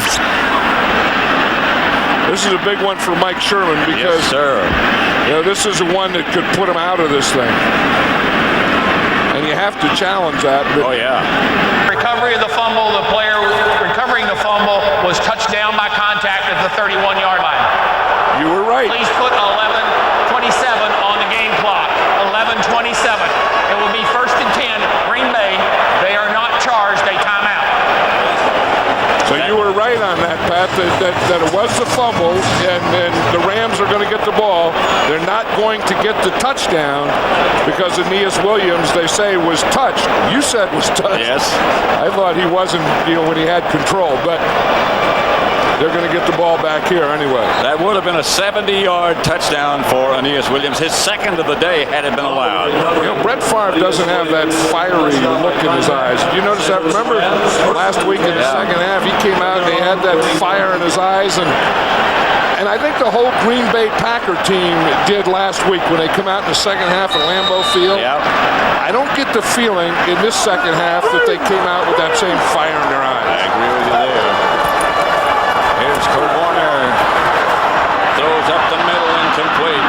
High is Warner. Isaac Bruce, the intended target. Kurt Warner injured that right thumb on his passing hand, and I don't think that it's ever recovered. And where he has a problem. In fact, he had a bandage on it last night just to keep the swelling down, so he gets it banged all the time. Where he has a problem is where he has to grip the ball. And the longer the throw, the harder you have to grip it. And I think that last pass there, I think it just got away from him. 2nd and 10. This is Marshall Faulk. Marshall Faulk barrels for a first down, stopped by Tyrone Williams. You see, that's that answer to that dollar package of that 7 defensive backs is you run them out of it. What you do is you pass a team out of their base defense, and you can see when they go, all their defensive backs here, and they have these guys are defensive backs, so they only have 4 linemen, and they have 7 defensive backs. So the thing that you want to do, get away from those linemen. Now you got your big blockers out on defensive backs, because linebackers are out of the game, and the defensive backs are playing their positions. Here's Warner dropping. And throwing deep. And it's caught by Torrey Holt at the 5. What a play. Roll right, throw back left. I said the other day in practice, 2 balls hit the ground. This pattern, this play was one of them. Watch Torrey Holt here. He gets an inside release, and he's going back to the corner. Kurt Warner rolled to his right, bootleg to his right, and threw it all the way across the field. This is not only the depth of it, the pattern here, but it's all the way across the field. That is a perfect throw. Torrey Holt, that's a definition of concentration, but what Kurt Warner did by rolling right, he was rolling away from the direction that Torrey Holt was going. This is a St. Louis back at the Dome at America's Center. Todd McBride hit it off. Todd McBride is a big loss because they have to match up with receivers, and Todd McBride is the 3rd corner for the Packers. The motion to both directions, and Marshall Faulk barrels into the end zone.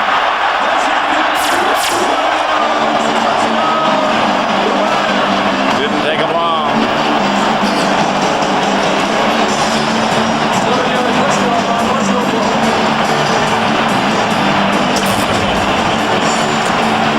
That's the thing, they go and they hit you with that big pass, and then they come right back and get you with a run. It is amazing how many ways they can hit you. You see who was out leading that play? I think one of the most underrated linemen on the Rams is Andy McCullum. And he was the center, and he pulled out, and he's the guy that was the lead blocker for Marshall Faulk. Wilkins for the extra point. 31-10. Very impressive effort and throw by Warner, catch by Hope. Andy McCullum here, Orlando Pace here. Pace is going to come here. McCullum's going to snap and lead on the play. Watch him come down there. You see Pace get out right there. He gets a kick out. Number 67, McCullum, gets a lead. Marshall Faulk gets right in his hip and gets it into the end zone. That's a heck of a thing. When you can pull your tackle out, he gets that kick out like that, and then have your center snap the ball and then pull and lead. Wilkins kickoff. Herbert Goodman doesn't make it back to the 20.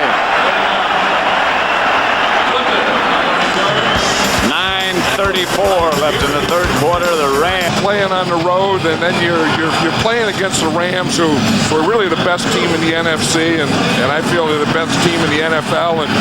And you get some turnovers, then you get down, then it's an uphill battle. Then you got the crowd, and this is about as tough a job as Brett Favre is ever going to have to win this thing.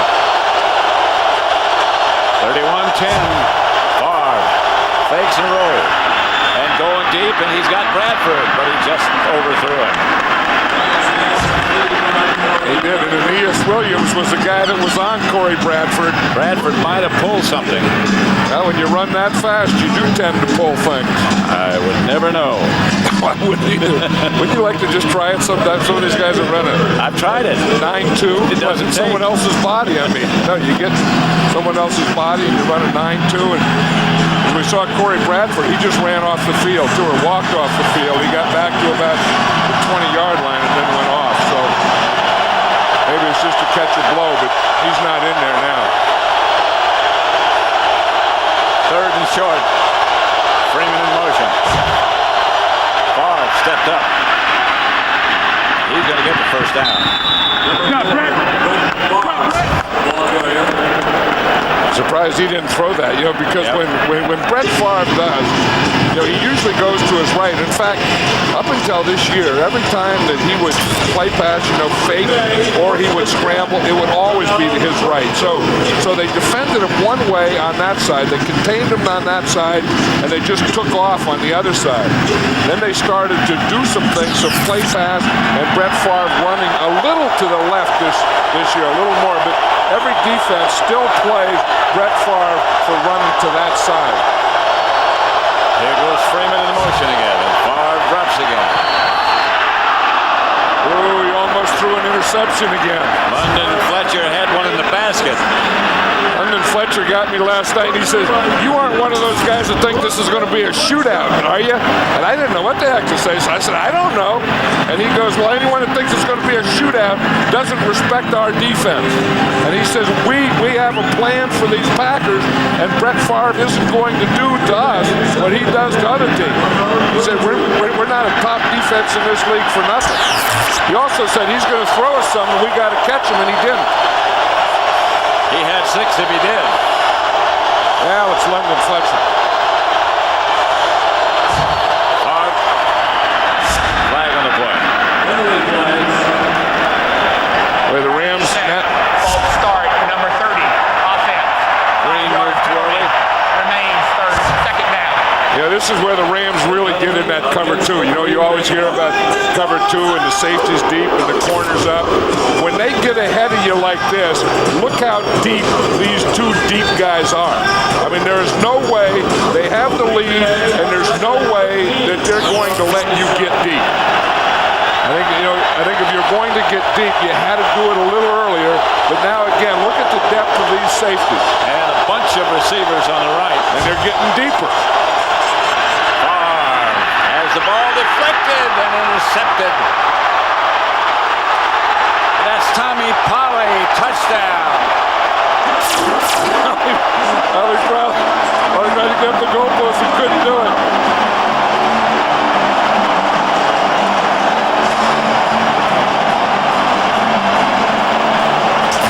I tell you, this Ram team isn't all about offense.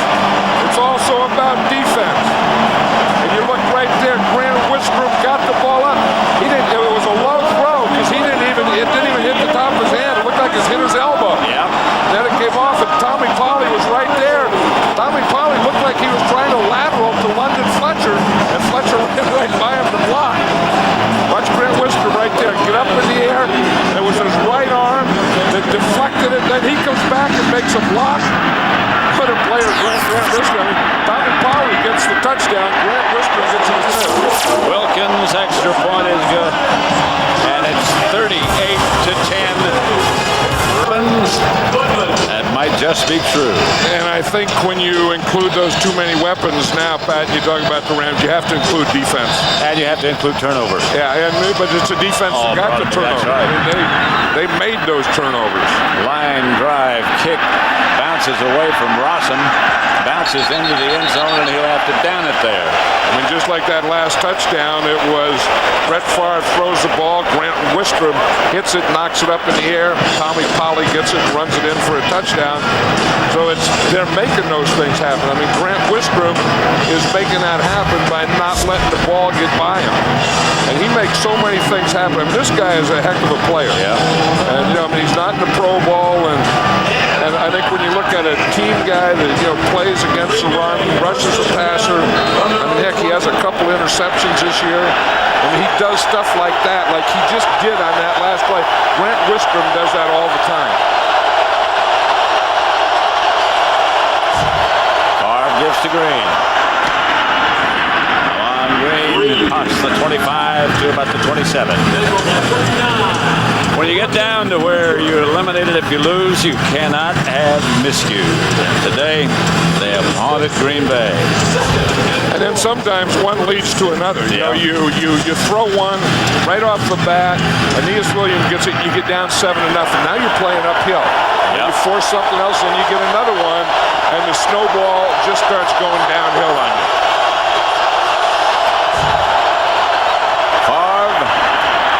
Throw a screen pass, I believe, but there's nobody out there to catch it.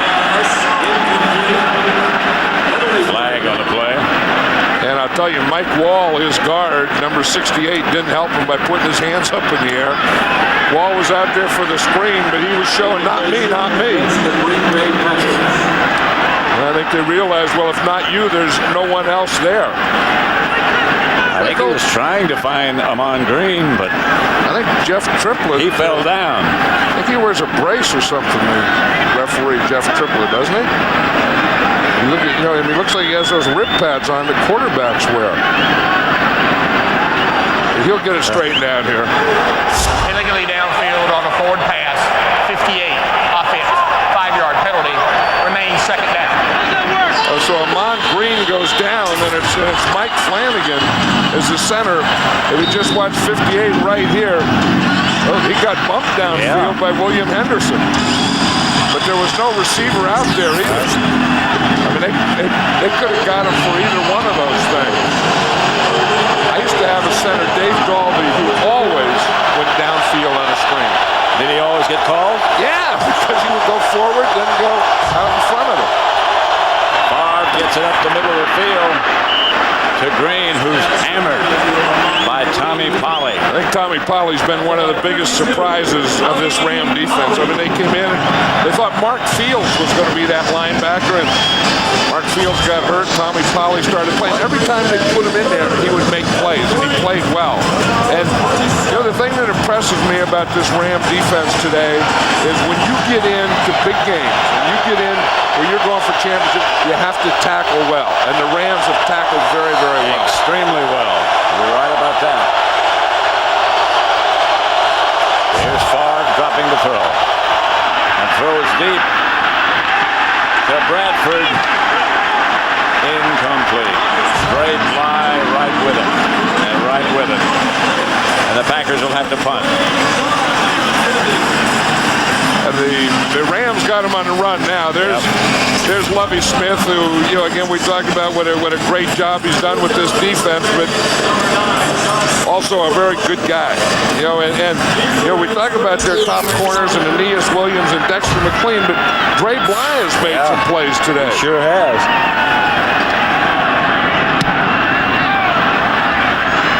And Dre Bly signals fair catch. Makes it at about the 33. Sunday, February 3rd, turn into Blockbuster's 19th annual All Madden show to find out who makes football's most prestigious team. Meantime, we have a flag on the play. Plus, see this year's Hershey's $1 Million Kick, where one lucky contestant will have the chance to win $1 million. Field on a kick, 50. Number kick of the kicking team. That penalty is declined. First and 10 in St. Louis. That Hershey kick is going to be in front of a live audience. Blockbuster's 19th annual All Madden Show begins at 1:30 Eastern, 10:30 Pacific, February 3rd, here on Fox. 19th year, isn't that something? Impossible. Yeah, we've been looking at these players all year and pick the ones that if we had a team, those are the guys we'd want to be on. And I'll tell you one thing, we can't say who's on the team because we don't know yet, but there are a lot of players from this game that are going to be on that team. A lot of them wearing blue, including Marshall Faulk. 28, Marshall Faulk, the ball carrier. Yeah, I don't know that if you would take an argument and say who's the best player in football. Take the quarterbacks out, and I know a year or two ago I said Randy Moss, and now I say this guy here, Marshall Faulk. If you had to say the best player in all the NFL, I think with what he does and what he does for his team and how well he does everything, like catch and run and block and all those things, I think he's the best. Not a lot of people would argue with you. I used to say Randy Moss, a lot of people argue. Here's Marshall Faulk to the Green Bay 45. Sharper tripped him up. Because he can do it from anywhere. Here you see him in the I formation. This is another one of those check downs or check throughs. But you see, he goes through there. He sees the linebacker, so he just gets away from the linebacker, knowing that Kurt Warner is going to throw the ball not only to him, but away from the nearest linebacker. Because, he studies all those things. He was telling us the other day that what he does is he talks to the receivers, and he learns how to run patterns from them. You look at these things that he has done this year, and he's done those every year.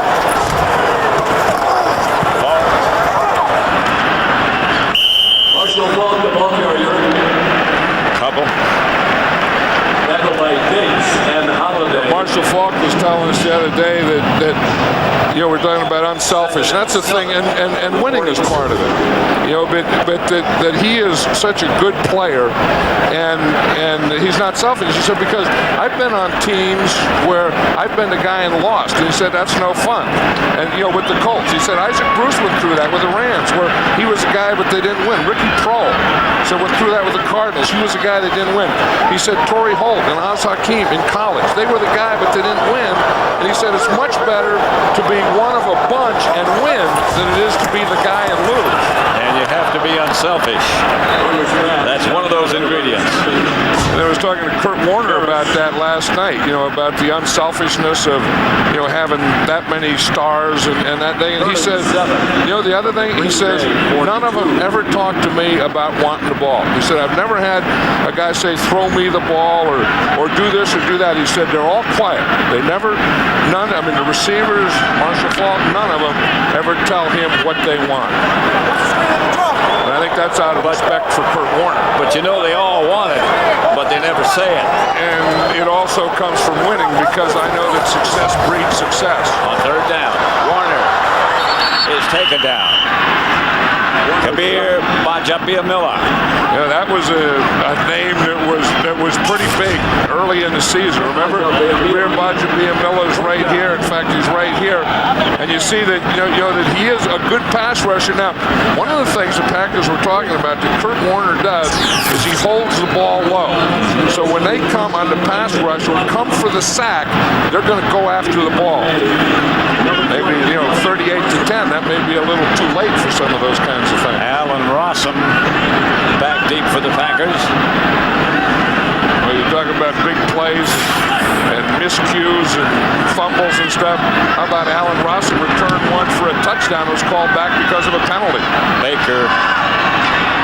His punt is fielded by Rossum, and the Rams are right there. They're going to give the Packers a long way to go. One of the guys down there that we're talking about that's playing very well on defense is also on special teams is Tommy Polley. Yo Murphy made that stop, but Tommy Polley has done certainly his share. 38-10 with 3:29 left in the third quarter. Polley? That's a question. It shouldn't be a question mark, though. It shouldn't be Polley want a. I guess it is a question. Yes, it is. Yeah. Polley. I thought it was like Polley want a cracker. Like he's saying he's Polley and he wants a cracker. He got one. Amon Green spins for a couple. You know, and there, I was going to say quietly, Grant Wistrom is having a real good game. I guess we've been talking about him from the first series, so it's not too quietly. You know, I read a book that his mother wrote. You know, his mother, Kathy Sassy Wistrom, wrote a book on Mrs. Wistrom's ABCs, what I learned raising 3 All-Americans. Pretty good. Not many people can make that statement. 3 All-Americans. That's Amon Green. Packer first down. Stopped by Aeneas Williams. Grant Wistrom is, of course, playing here for the Rams, played at Nebraska. His brother was a tight end who played at Nebraska this year. And then his other brother is a high school coach. And I've talked to Grant Wistrom over the years, and he says what he wants to do when they all retire, all 3 brothers want to coach the same team. Amon Green played at Nebraska as well. Look again how deep these safeties are. Favre tried to drop it over to Bubba Franks, but Bubba's hands were tied. Well, this defense now is making Brett Favre and the Packers go for the short stuff because they have everyone deep. The linebackers are deeper, the safeties are deeper, the corners are deeper, and then again, who's the guy that makes his play? Tommy Polley. We were just talking about the all-mass team. We may have to sneak Tommy Polley in there. It may be revised.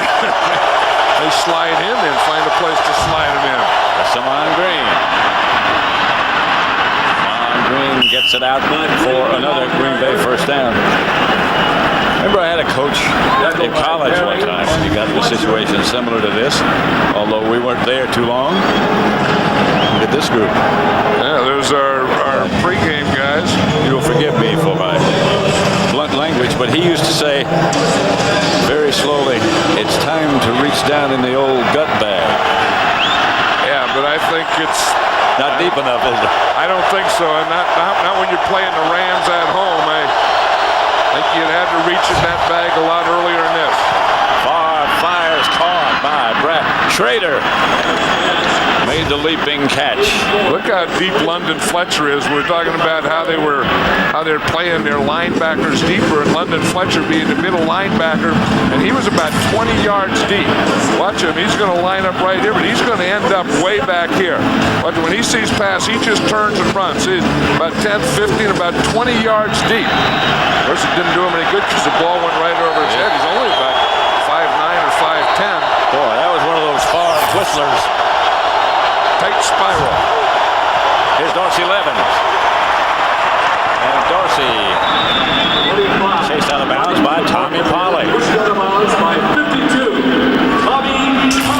That's the thing that all these Rams players can do is they can all run.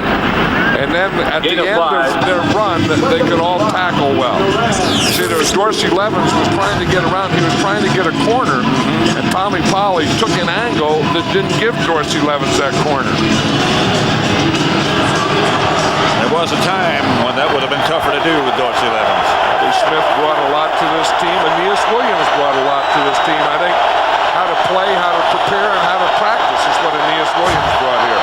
Donald Driver, the snap from center hit Donald Driver as he passed by in motion. It was supposed to go to Favre. That was probably one of those end around plays that Donald Driver runs so well. Well, you're right. He didn't get it timed, and he is supposed to be by there. He's supposed to be by Brett Favre. In fact, it wasn't end around. It was probably a pass play, and Driver just got in the way. And that's the end of the third quarter with the score. The Rams 38, the Packers 10. This Fox NFL Divisional Playoff Special from St. Louis will continue after a word from your local Fox station. Good afternoon in St. Louis as their hometown Rams lead 38-10. Because the Rams fans know that if they win today, they get another game here. They'll play a championship game next week. Against the Philadelphia Eagles. Shuttle pass bounces on the ground. That's just an incomplete pass. That's right. That's just an incomplete pass.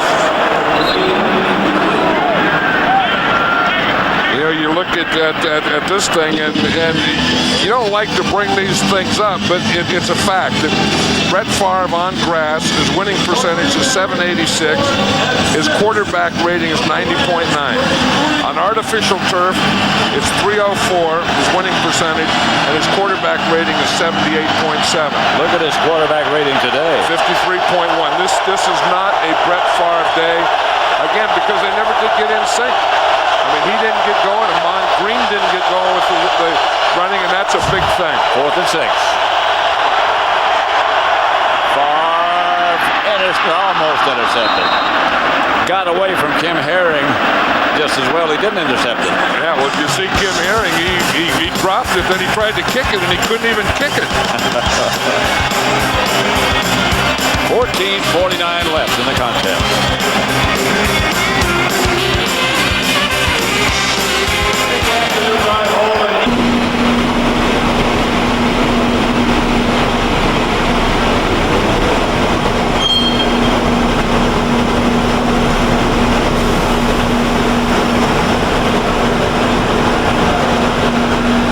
Back in St. Louis, where the Rams lead the Packers 38-10.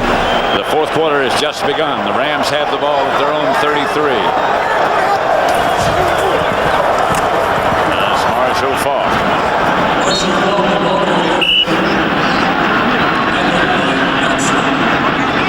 Couple. The NFC Championship, if St. Louis wins, and it appears they will, Philadelphia will be here next week in the Dome. If Green Bay wins, Green Bay would go to Philadelphia and play the Eagles in the championship game back in Philadelphia. You know, it'd be interesting what the Eagles are doing today. The Eagle coaching staff, I know the players will probably be off unless they missed weights or something, but I wonder, you know, how do you start? Did they start working on the Rams, or did they start working on the Packers? I imagine they worked on both. You still have to have something in your mind. This is what's going to happen again. Yeah, I mean, you're not going to zero in on the team you don't think is going to win. And of course, as you said, this season started out, and our first game in the regular season was the Rams at the Philadelphia Eagles. And the Eagles had a legitimate chance to win that game. There's a heck of a coach right there, Bill Kolar. And I think that, you know, we talk about Lovie Smith and some of the other guys that have come over here, but this guy's a defensive line coach, and to watch him coach, you know, they say players have a motor that goes 110 miles an hour. This guy has that kind of motor, and it transcends right into his defensive line. I mean, those guys run more in a practice than any defensive line I've seen in the history of the game. That's Oz Hakeem on the end around, or the flanker around, or the wide receiver around. Those are the things that Oz Hakeem can do, and you know, he can not only run that thing, but he can run. Remember, he was an option quarterback in high school. Sometimes they'll start a play like that, and Oz Hakeem will come, and then he'll run an option play, and he'll be like an option quarterback. That's one that Mike Martz might run. You know, now, you see, once you get this game won and you have the ball, and your Mike Martz is kind of a mad scientist type of guy anyway, you can put some plays in that you want to make that other team work against. They got to get ready for that. And they have to get ready for it, even though you're not going to do it against them. Here's Falk. Hit behind the line by Billy Jenkins. Tackle by Jenkins. Billy Jenkins, of course, was the strong safety for the Rams in their Super Bowl year. And he went to Denver and was released by Denver, and the Packers picked him up, then the Packers released him, and then they brought him back. You know, the Packers defense isn't the same. I think you have to mention that Leroy Butler's not in there, and that I don't know that Leroy Butler in this game with this matchup with this speed would have been a big factor anyway, but he has over the years been the heart and soul of this Packer defense. Here's Warner back. Screen pass, read well by the Packers. It'll bring up third down. You know, we were talking about that Eagle-Ram game. That was in Philadelphia. And 2 days later, the world changed. Right. And we had both been in Philadelphia. There's Leroy Butler, and we both went down to New York because our next game was going to be these Green Bay Packers in New York against the Giants. And that game, of course, didn't take place until the end of the year.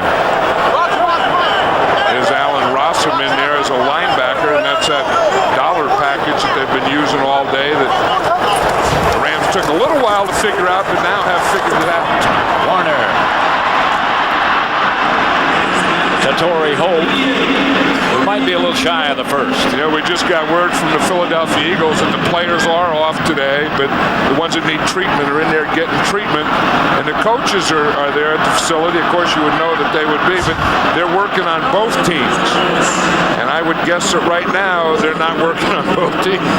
They probably started out today. Well, Hugh Douglas took a break to talk to our guys at halftime. I saw that. Was that a painting behind Hugh Douglas? I don't know Was he in a forest? I don't know. Did you see those trees behind him? Yeah, I think it was a painting. Like a backdrop or something, I you think? So. Yeah.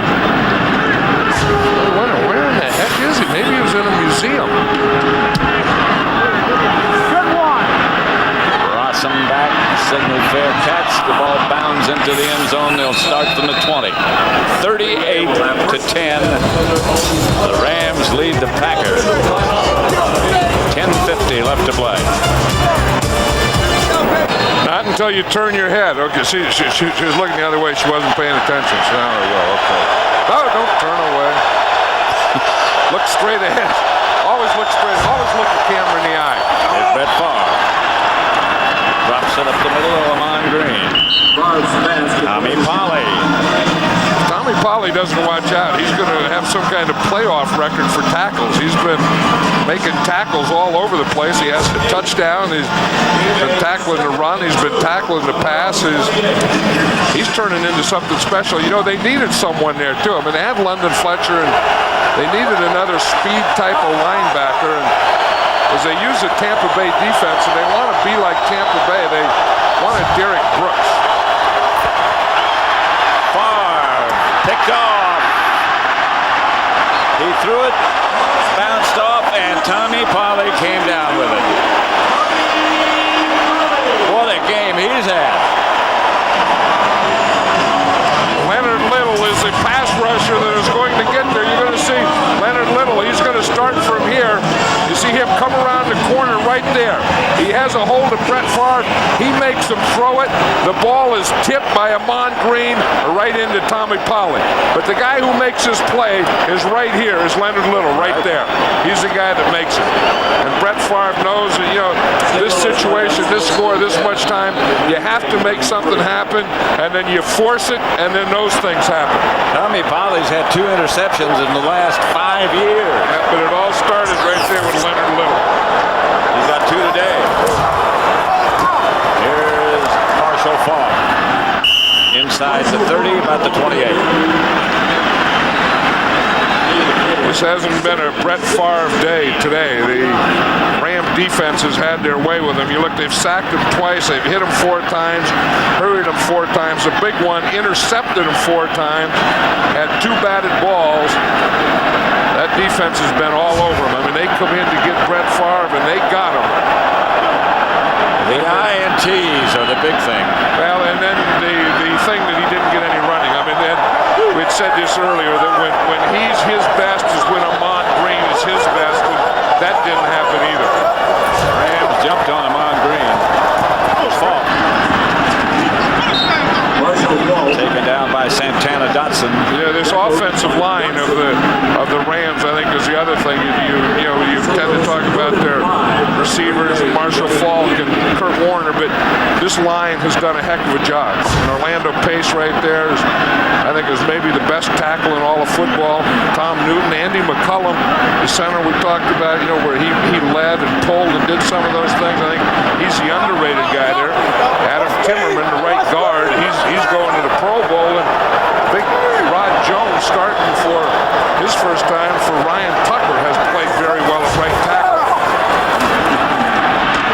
Pass is caught. Short of a first down. That's Marshall Faulk. The great thing about that offensive line, Warner is slow getting up. See how he got hit. Well, you see, Vonnie Holiday comes on a stunt. I was just talking about how well the offensive line does. He goes right by Tom Newton. Newton started to the outside. Vonnie Holiday just pushes him to the right side, and he's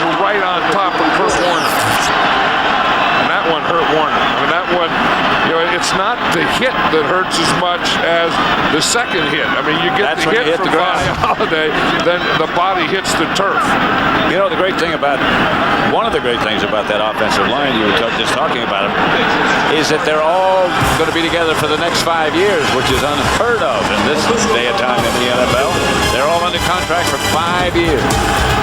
The St. Louis Rams will host the Philadelphia Eagles. The NFC playoffs continue next week beginning at 11:30 a.m. Eastern Time or 3:30 p.m. Eastern Time, only on Fox. 4th down coming. I don't think we're premature in saying the Rams are going to win this game. Here's Warner back to throw. Lofts it deep. Incomplete. Intended for Jeff Robinson. 38-10 it will remain. 8 minutes exactly left to play at the Dome in St. Louis. And the Rams. 1st and 10 for the Green Bay Packers at their own 25. Intercepted and it bounced off the hands. This is Aeneas Williams touchdown. Aeneas Williams and Tommy Polley have put on some show, haven't they? What a day for Aeneas Williams.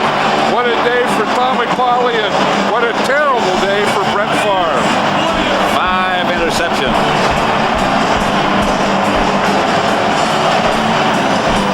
All the players love Aeneas Williams.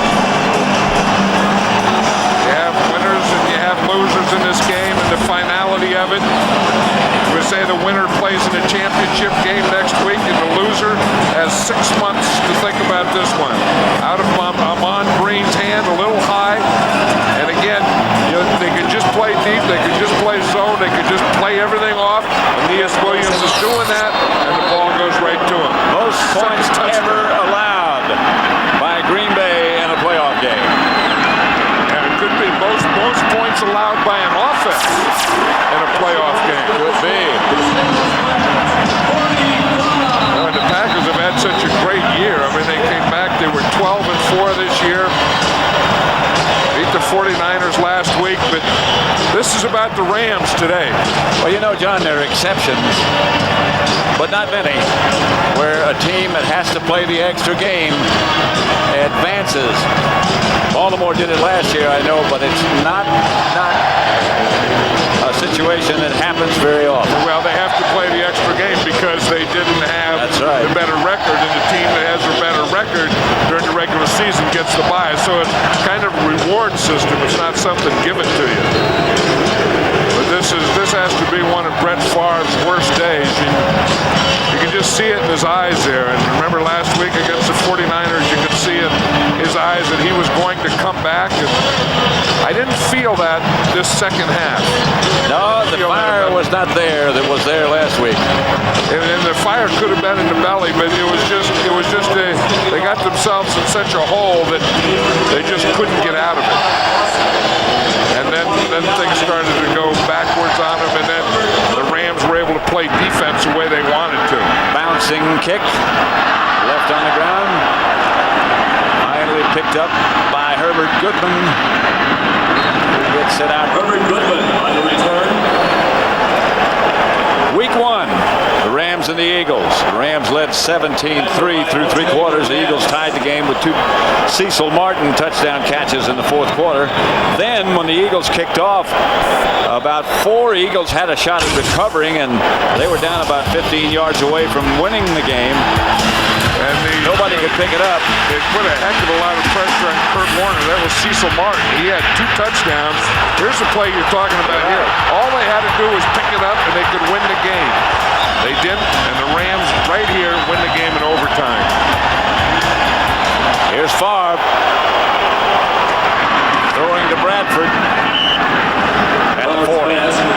And they still get a lot of guys around the ball. I would expect that Kurt Warner's day is over. I don't think that the next time the Rams get the ball that he'll be in there, and I wouldn't expect Marshall Faulk to be in there, and I wouldn't expect Isaac Bruce to be in there. And Mike March knows that I got this one, and now I got to start getting ready for next one. Well, getting ready for the next one is going to mean, as Hugh Douglas said at the half, the Eagles are going to come after him. And it's going to be a battle. Bradford again. Beg your pardon. Antonio Freeman. Talking about Aeneas Williams' day. This is something. Look at that. 7 tackles, 2 interceptions, 1 fumble recovery, both for TDs, and that's a postseason record. Interceptions for touchdowns. But for that ruling that we talked about, it would have been 3 touchdowns. That's right. That was the one that he took the fumble away, and I thought it was a touchdown, and you thought that he was down by contact, as did the officials. Bradford again, tripped up in Ram territory and hurt. I'm not sure. I don't know. Remember, he went out earlier. It looked like he pulled a hamstring or something earlier, and he still could be limping from that other thing. Pulled his sock down. That's usually a pretty good indication that maybe it's a cramp or maybe something went wrong down there. I think Corey Bradford and Donald Driver are going to be big parts of this receiving corps in the future for the Green Bay Packers. And Brett Favre is going to be back and have many, many more days. He's had some great ones, and he is a great one. Favre fires, incomplete. Intended for Bradford. So Bradford, maybe he just had his sock knocked down. Maybe it wasn't anything. London Fletcher is kind of a spark, that just keeps going. That he said, I'm looking at Gilbert Brown, those big defensive linemen, from the Packers. He was telling me last night, and he says, in that dome tomorrow, he said they're going to be sucking wind. He said, how I know? Because in that dome in the 4th quarter, I'm sucking wind. Big Gilbert. That's quite a story how he got down to where he could play again. Favre throws. Touchdown. Antonio Freeman. His second of the day. Too late. But they're still after it. Yeah, but remember last week was Antonio Freeman that got that big play the Packers needed to play, and Brett Favre zipped one into him. That was one of the hardest passes I had ever seen thrown. He thought so too. Yeah, remember we were saying that the Rams defense has been playing loose this whole second half, and the Packers here just took advantage of it. 17 for Green Bay now, 45 for the St. Louis Rams. Going back to that Eagle game yesterday against the Bears, Donovan McNabb, of course, is the thing that makes it work. Touchdown pass there from McNabb. To Staley from McNabb, and now McNabb himself. I agree with Deuce Staley on that thing. I mean, how come some people get cat and some people get chrysanthemum? Say that again? Some people get cat. I mean, if you're in a spelling bee, they say, how do you spell cat? C-A-T. Yeah. And okay, the next, who wants to be next? Deuce Staley said, I want to be next. And the teacher said, okay, how do you spell chrysanthemum? Now that one is beyond me. I have no idea. Well, Deuce Staley that's what he was thinking. And then he got upset, and then he had to have a little quiet time, a little time out, and he had to go sit in the corner. I used to sit. You remember when you were in school, you ever go and sit in the corner? Yeah, I got put in the cloakroom, not the corner. I got, was it cloakroom or cloak room? Cloak. Yeah, and I went to school in Florida. I got caught in the cloakroom too. But I used to sit in the corner too, but never for a timeout. Deuce Staley got set in the corner because he couldn't spell chrysanthemum. Here we got an onside kick. See, it's going to be on this side because they have all those guys over there. So you have to kick the ball over to that side. And then the Rams have, it's a fake. To the other side. Worked about like everything else has worked for Green Bay today. But there is a penalty flag too. In fact, there's 2 penalty flags, and I would say it's offsides. I would say it's Green Bay offsides where the flags are. Jeff Triplett will get it straightened out for us. Jeff Triplett's had a pretty steady game because sometimes a Triplett game can be an unsteady game. Sometimes it can be unusually long. And that was against the Rams. That's against the receiving team. It wasn't against the Packers. Offside, receiving team. 5 See, there's a 10-yard restraining line. In other words, 10 yards from where the ball is kicked, you can't go into that area until the ball is kicked. So see, if you look at where the ball is, then 10 yards from there would be the restraining line. And if the ball's there, then this here is the restraining line, and the Rams can't be over that line. They can't be over this line right there. They're lined up over it now. Get back. Okay. Now, if they come over this line before the ball is kicked, that's offside. That's what they did. They just get back, coach. Looks like they're ready to do it again. They kick it in the other direction. The Rams touched it. The Packers get it. Yeah, that's a Packers ball. Antonio Freeman recovered.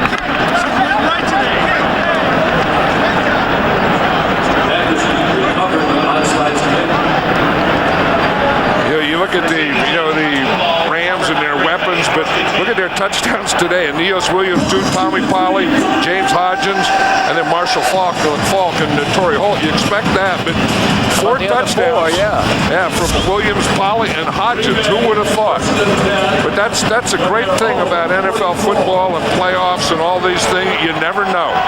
You never know who's going to win, who's going to lose, who's going to make big plays, and who's not.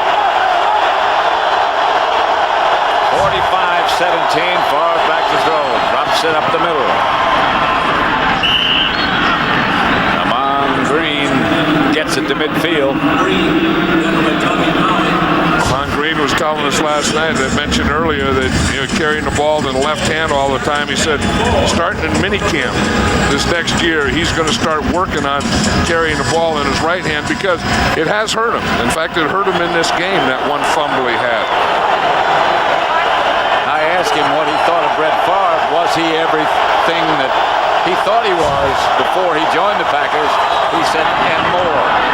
And the pass is picked off by Dexter McClean. Another one of those bounce-off interceptions. There's been 3 or 4 of those interceptions today have been deflections. At least. You remember Leonard Little getting in where one to Grant Wistrom. Here the ball is tipped right there. You see who tipped it? Tommy Polley. Yeah. Tommy Polley gets an assist for that one. Dexter McClean gets the interception. This Tommy Polley, if he doesn't watch out, he's going to be in the Pro Bowl. They'll put him in the Pro Bowl. And based on this game alone. Well, if you're going to have a big game, this is the time to do it. They always say that big players step up in big games. 161 interception return yards. It's an NFL postseason record. That's one you like to have for you, but you don't want against you. I'm surprised Kurt Warner's still in there, Pat. There's no way what he's been through that I know he's probably just going to hand off, but probably 45-17 and 4 minutes ago, you got this one. I mean, I think you get him out of there. I think you get Marshall Falk out of there. Because you got Trunk Candidate. I mean, your Trunk Candidate hasn't played today. No. And you could bring someone like him in and he could break another one for a touchdown. The thing is, though, in the case of a guy like Kurt Warner, he doesn't want to come out of there. Of course, but at some point, you're the coach and he's the player. You tell him to, and he does. Because if anything were to happen to any of them from this point on, you'd kick yourself all week. Now, I know that you say, well, you can't play that way, but sometimes you can. 81 offense.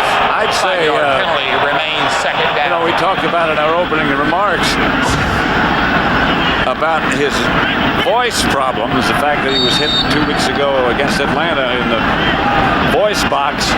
That seems to have stood up very well. Yeah, right. And, we could tell talking to him last night that it would, but the thing that I couldn't get, he was talking about how they stuck a camera down his throat and then up in his nose to get down in his throat to get pictures of his vocal cords. I know you said you know how that could happen. I don't know how you can get a camera up your nose that can take pictures of your vocal cords.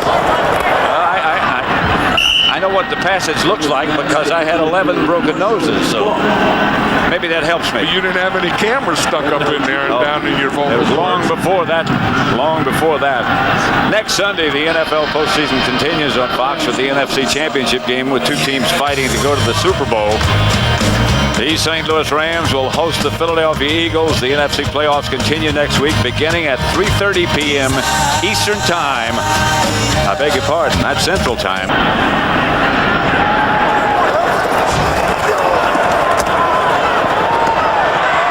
Pass caught.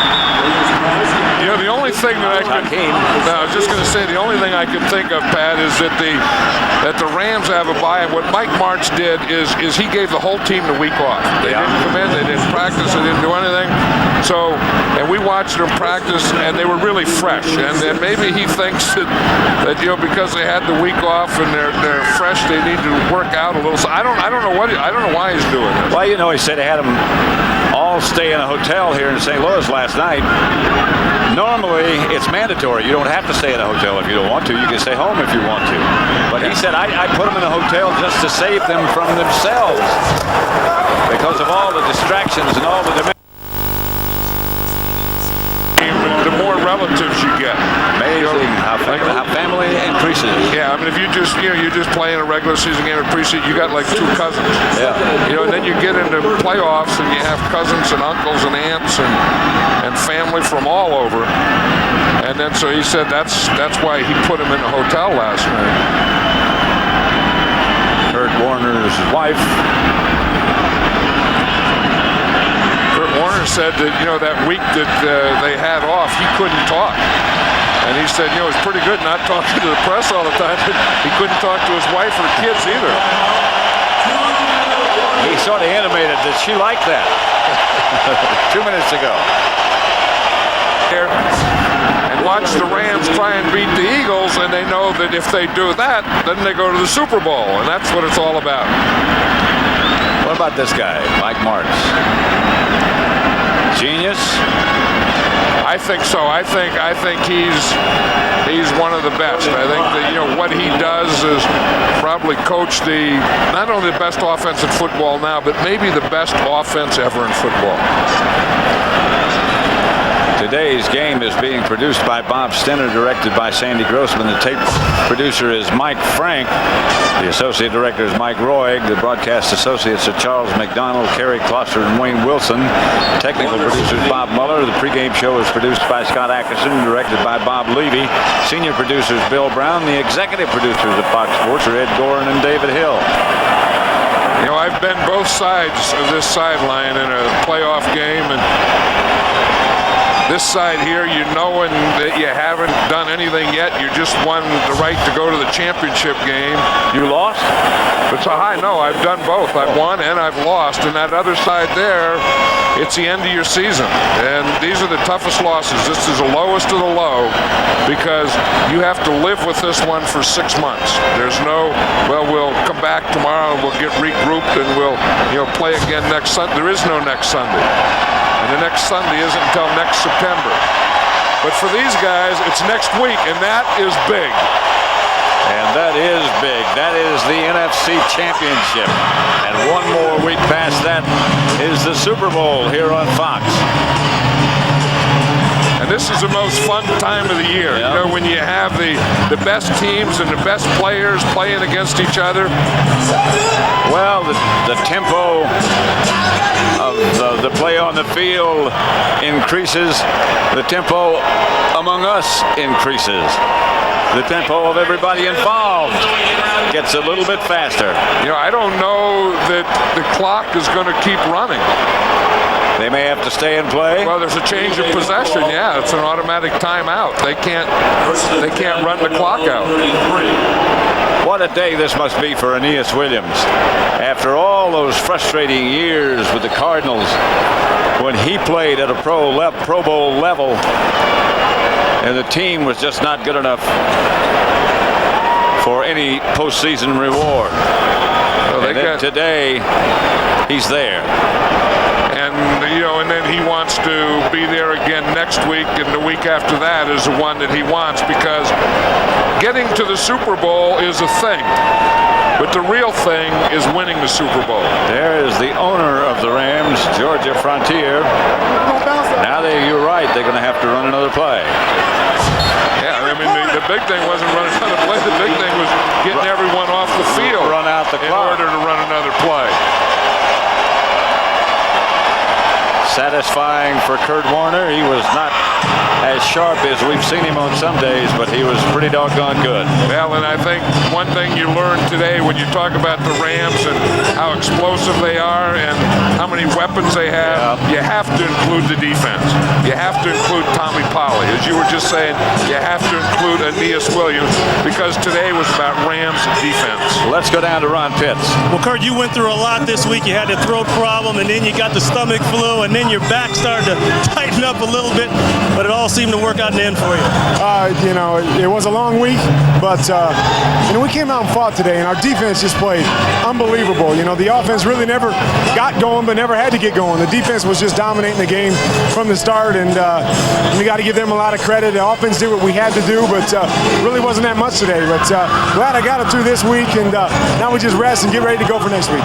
That dollar package that the Packers were using looked like it confused you guys, gave you a little bit of problem early on.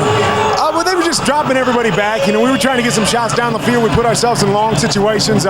Really just had to check it down. It wasn't anything, anything tough. It was just that they were dropping everybody back with a bunch of quick guys in there, and we just had to check the ball down. And like I said, our defense was playing great, and we knew that we didn't have to force anything downfield. We took what they gave us and got what we could, and then let our defense back on the field. You got the Eagles here next week, NFC Championship game. Give me your thoughts on Philadelphia.